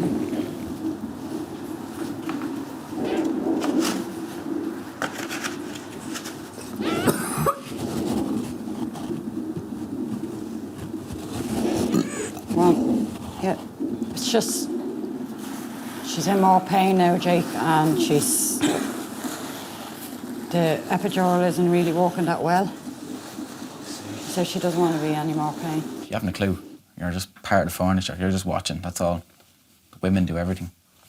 Okay, so what we didn't want to happen is, remember when you got the epidural and the baby's heart rate dropped because your blood pressure dropped. So we want to go very softly with the top up. Want Jake to hold your hand? That's it, do your breathing. Good girl. Newfound respect, honest to God, because, like, as a bloke, when you think about women having kids, you're like, oh, why are they making a big deal, like, you know, have the kid, like. But when you see that now, when you're actually in the room and you see her having that kid and you see what she's going through, it's completely different. You never think you can feel like that about someone till you see them having the kid, till you see what they're going through for you or for your child. It's amazing to see, like. Yeah. Yeah, he hasn't said anything like that. I heard you feeling a bit of pressure. Yeah. That's good. So I might just check on you. She's coming. You're ready to have your 10. So I was so shocked. I was like, from 2 to 10. Am I actually? Yeah. So we were all so excited. It was looking less likely that she was going to need a caesarean section. Now, you've got one there now. So just take the gas away. That's it. And just give me a push down it. Drop out the knees a little bit. No, it literally felt like 10 minutes. I actually don't know how much I pushed for. Now, blow, blow. Just drop out your knees now and blow. Just drop out your knees. Good girl. Good girl. Another small little push. Now keep the legs nice and relaxed. They're nice and relaxed. Good girl. You're brilliant. It's 3 pushes, I'm not going to lie to you. Don't Yeah, like push she was baby's coming, head she out. was literally coming so quick, like I felt the urge just to push and push. Good girl. Well done. Keep the legs nice and relaxed. Good girl. You're doing it now, you're doing it. That's it, keep going, keep pushing. That's it, you're brilliant. Now she's there. She's coming now. Coming. Another little bit, another little push. Another push. Good girl. Well done. Now we just take the cord from our neck. There you go. She's absolutely gorgeous. Gorgeous. Well done to you. Well done. Jake, Daddy. Oh no. Here we go. Now, see the white bit? You just cut after that. Good man. Yeah, just here, yeah. Go ahead, don't do our piggy. That's it, now go on. Once I cut the cord, like, there was just that connection was there. Like, it's weird to explain, but when it came out, it doesn't feel like, and then you cut the cord, and like, that's what dads do. I'm now dad. Ah, she's so lovely. She's gorgeous. Now. There you go. Now. Now. Hello, Missy. Congratulations, everybody. Thank you. I don't know how to explain it, like we just connected again, I guess. Mm-hmm. Well done. Not bad, was it?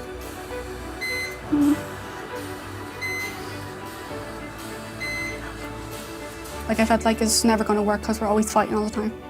Like once, like when Amelia came here, I felt like that all went away and it's all stupid, and like I do feel like we can actually be together now. Like we do understand each other a lot, don't we? Mm-hmm. You are the image of your mother, honest to God. Yeah, it kind of comes down to respect. Like, I found a whole new respect for Alex once I seen her having the baby, like. Yeah. And you can't be kiddie about things. You can't be acting like a typical 18-year-old lad or 19-year-old girl. You have to be an 18-year-old man at that stage, you know what I mean? You have to act proper, and you need to find that respect for her. Yeah? Talking to me.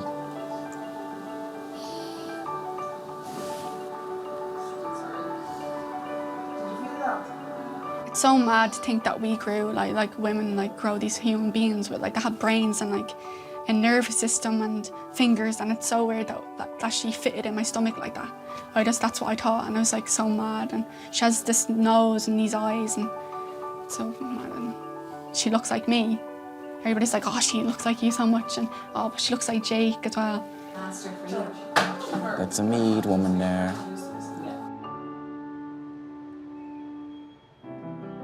Getting pregnant is seen as a natural process.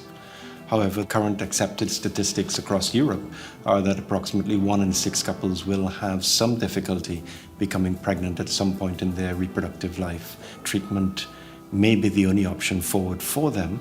The vast majority of IVF cycles are not going to be successful immediately, and it's our responsibility to keep a couple hopeful, but realistically hopeful.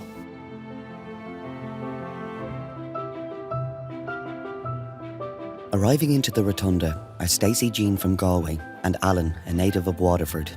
When they first met, they had eyes on a different prize. We met back in 2010 at the Ladies' Day of the Tremor races. So we don't count the day at the races as our first date because it was only kind of towards the end of the night that we realised that there was a bit of a spark there. Yeah. We had our first kiss that night. Yeah, you were trying to set me up with your best friend. I was trying to set you up, but it doesn't really set a romantic tone when you're trying to hook you up with somebody else. He was very confident. Some would say overly confident. Very confident and funny. He was very, very funny, to be fair. So I remember we were up in one of the pubs in Tremor after the races, and a couple came over and said that we were a beautiful couple. They were like, geez, you look lovely together. And we started laughing, going, we've only met, and she thought that we were together for years. So very early on, I think, we discussed a family and said we realised we wanted the same thing, we had the same morals and that, and we wanted children, both of us kind of did. We just expected that we'd get pregnant pretty quick, and like everybody else, that we'd get married and maybe go on honeymoon and, you know, conceive there, have a baby, and, you know, 9 months later. You all right? Yeah. You sure? Yeah. Oh. I had a lot of fibroids and a lot of cysts and that for the last few years. Growing up in that, I always had stomach pain and that, and then my appendix burst and destroyed one of my fallopian tubes as well when that happened. So we knew there was going to be some issues, we just didn't realise there was as many issues. You're nervous. How's everything going through now? I know. After numerous tests and investigations, Stacey Jean and Alan went to meet fertility expert Dr. Rishi to find out why they weren't getting pregnant. Stacey's bed was right up against a window in the hospital, and it was lovely outside, and we were sitting there, and Dr. Rishi is a fantastic doctor. Like, he really softened the blow, and kind of, you know, he was great with us, really. Like, it would have been very difficult for them to conceive as a couple naturally with the problems that they presented with.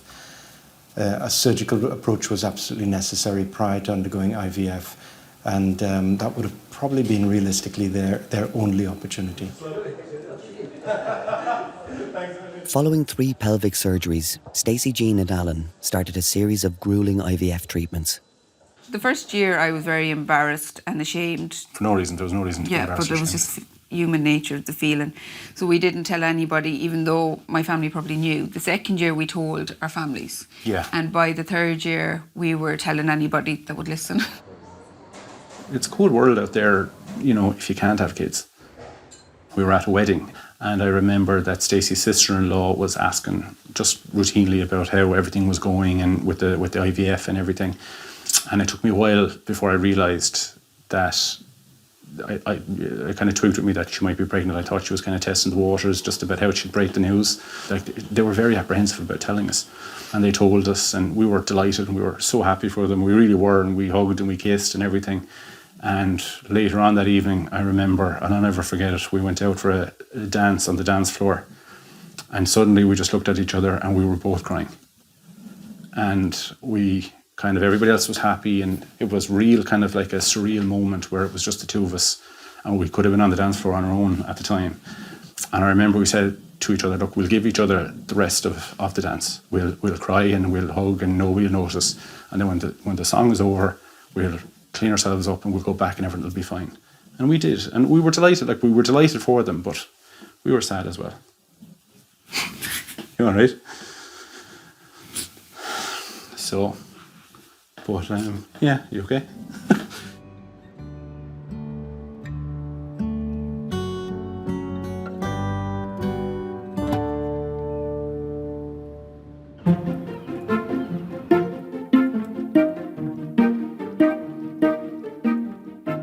On the prenatal ward, Natasha has been induced because of her twins' reduced movements.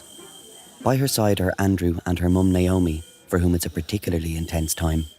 Well, I was a twin as well, and my sister, she passed away at birth. She was stillborn. And I call Natasha my rainbow baby because I was pregnant with twin boys and I gave birth to them here at 6 months gone, and they were stillborn.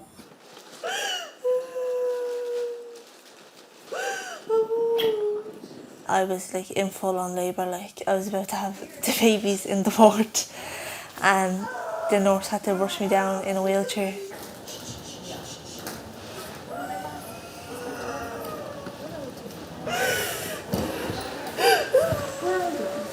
Everything was happening so fast, like I didn't think I'd get to the ward in time, like. On the previous pregnancies, my mum was there both times. So when she was bringing the bags up, because it was so quick, she didn't have a chance to leave the room, so she was just there. Christine is my name. I'm one of the midwives. They'll be looking after you. How are you? Good, strong contractions there. As labour is progressing so quickly, Natasha doesn't have time for an epidural. As soon as we got into the room, she was like breathing through the gas and she just started pointing down. And then the nurse lifted up the sheet and then you can see the baby's head. That's it. Your baby's first head is born. Everything is fine. You're doing fantastic. Okay, baby's coming now. That's it. That's it. Now. Hello. Now, here's your first little one. Did you know what you were having? A little girl. 1759. Congratulations. Twin 1 was in a hurry to come, and that was a very straightforward normal delivery. The delivery of the first twin can be stressful on the second twin. Natasha is scanned to see what position twin 2 is in. Twin 2 is buttling breech, which means that the feet are coming first. With each contraction pushing twin 2 out feet first, every second counts to deliver the baby safely.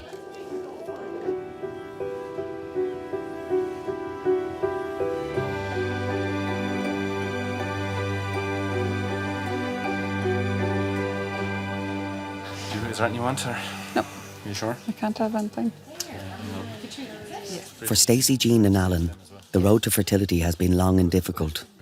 Over the last 3 years, they have had 2 failed IVF cycles. The third was possibly to be their last. The first time our pregnancy test came back negative, and that was a hard day. Yeah, we thought after getting through every other stage, we thought this was our time. Our luck was changing now that we'd the hard bit done. Our second cycle, we didn't get the follicles far enough over the line, so we had to scrap that cycle. And then the third cycle, my body was getting used to the medication, so they upped the dosage and make it higher and higher. And I was getting to a very high dosage where if my body wasn't reacting to this, it probably wouldn't react for future cycles. So we were worried about that part. So we kind of wrote this cycle off, saying, right, we'll go through the motions. It's not working. We're barely getting above the line. Yeah, we got 3 eggs, and after the 5-day wait, we had 1 embryo.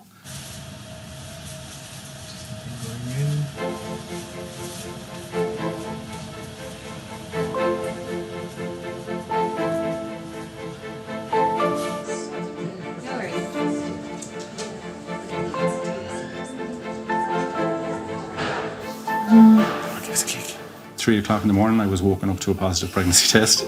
You're meant to do it after 2 weeks. Stacey never waits the 2 weeks. Very hard. We cried and we hugged and we kissed and we were delighted. And I've never seen a happier pregnant woman in my life. Stacey was just so happy. Yeah. We got the call from the clinic to say that the bloods came back, and "You're very pregnant" was the word that she said.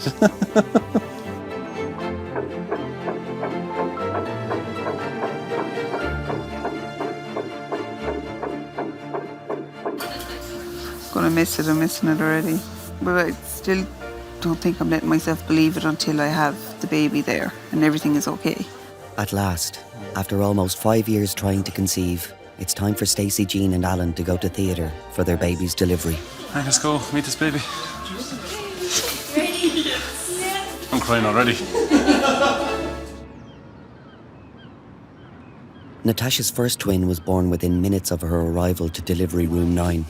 Her second baby is in breech position. Now, Natasha, we're going to put your legs up in stirrups. There was two very senior doctors there. The feet were extremely high, so the registrar had to internally examine Natasha to hold the feet in position. Big push. That's it. Right down to your bottom. Hold it and push down.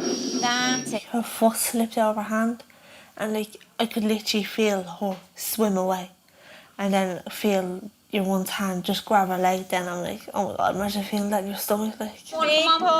That's it. That's it. And one more. The contraction's gone. Contraction. Natasha, listen to me. I'm going to take the gas for a month. No, you're not. And she was like, no, we need to take that back. I was like, you're not taking it anywhere. We'd really like you to have another normal delivery, okay? So if you work with us, we'll have the baby really soon. And when the contraction comes, Natasha, give a big push down. That's it. Push down more. Come on, right down. No, not push it. Natasha, please remove that from your mouth. You have to. Remove your hand from there, please. Get your hand away from me, please. Natasha. You did a bit of shouting, I did a bit of shouting. The poor midwives got the brunt of it, didn't they? Please give me the gas for one moment. No. Natasha, what, Mum? Come on, you have to work with Natasha. Now, give the gas. No. No? No.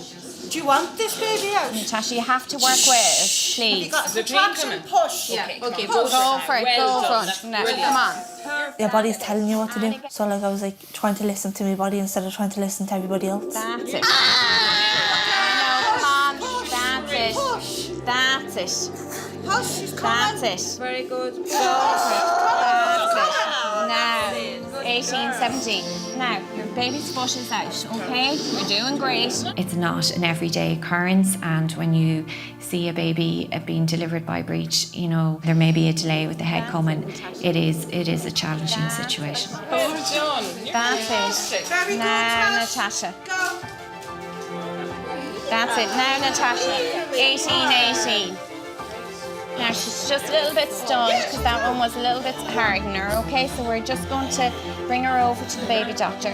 Yes, it is a girl. She's fine. It was just a bit more pressure. Like Andrew was looking over, he was holding Amelia. And I just went over to Andrew. I said, Andrew, she'll be fine. She'll be grand. My own heart was sinking as well, And I'd gone over, I said, is she going to be okay? And he said, yeah, she's fine. There she goes. Yeah, all right? Come on. Are you your sister? Hello, Missy. You got to open your eyes. I see one. When I started crying. She never cried at the other breech, and she just started sobbing. But I think it's because, obviously, she had twins before me and she lost them. The twins will now be tested for cystic fibrosis. Natasha and Andrew will know the results in a few weeks. The minute you have the baby, the pay goes, you can't remember. Even now, you still get the twins mixed up. No. And they don't even look like each other. Yeah, you do. No, I don't get mixed up. There you have it. They look nothing alike. One has loads of hair. One has not like a granddad hair. Now, look down at them. That's what makes it all worthwhile now, doesn't it? All that pain.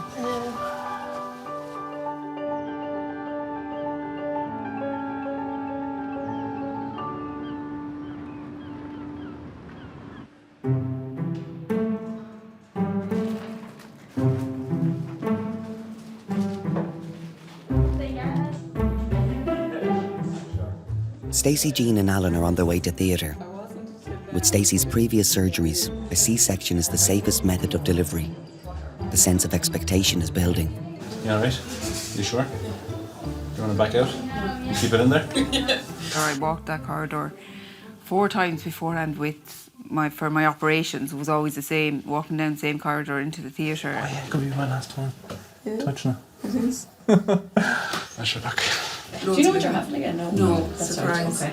Do you want me to show Do you know what we're having? No, I don't. No, you'll be the first to know nearly. You'll be the first. Every operation was hope. Every operation I got done, it was like, right, this is going to fix everything, we'll get pregnant now.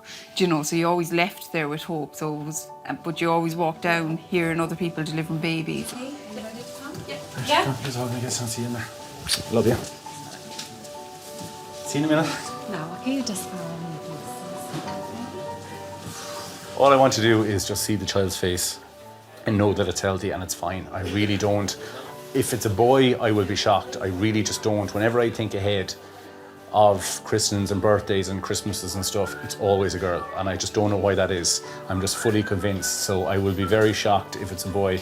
I love a boy as much as a girl. So once the child is healthy and happy, I don't care what sex it is, you know. You know, maybe it'll be gender neutral, who knows. That's okay too.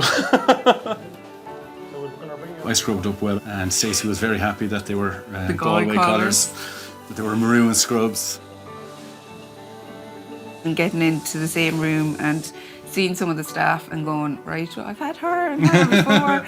And I was like, this is good, this is a good omen. Then me realising, oh my God, we're about to meet this child that we've tried for so many years to make. You might feel a bit of a stretch. Yeah. Okay, you're okay. You're not too much. Speak too much. You're not too much. Okay. Hello. Congratulations. And let's see, what have we got, guys? What have we got? It's we're right. You see her? Hi, my dog. Oh, she's not happy with me. I'm just going to let her relax down in her tummy for a minute. Thank you. Congratulations, both of you.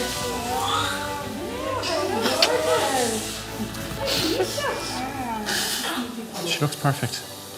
I forgot to look and see what she was. I was just looking at her face. I was like, oh, it's a baby. It's a baby. We've heard her crying. She's the image of you. Look at her, she's beautiful. I'm going to take her to the wall. She's the image of you.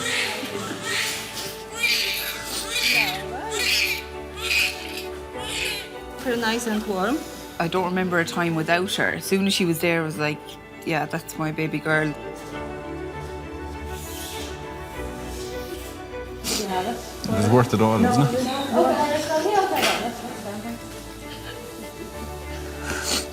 It was almost like you always knew her. Like that she was always someone that was always there, not someone that you met 3 minutes ago. She's beautiful.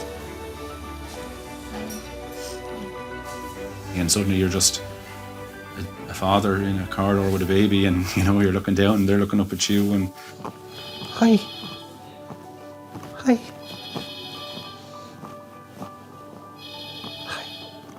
You look at her and she smiles at you, and you know, you feed her, and it's just, we're so lucky. You know, we're so lucky.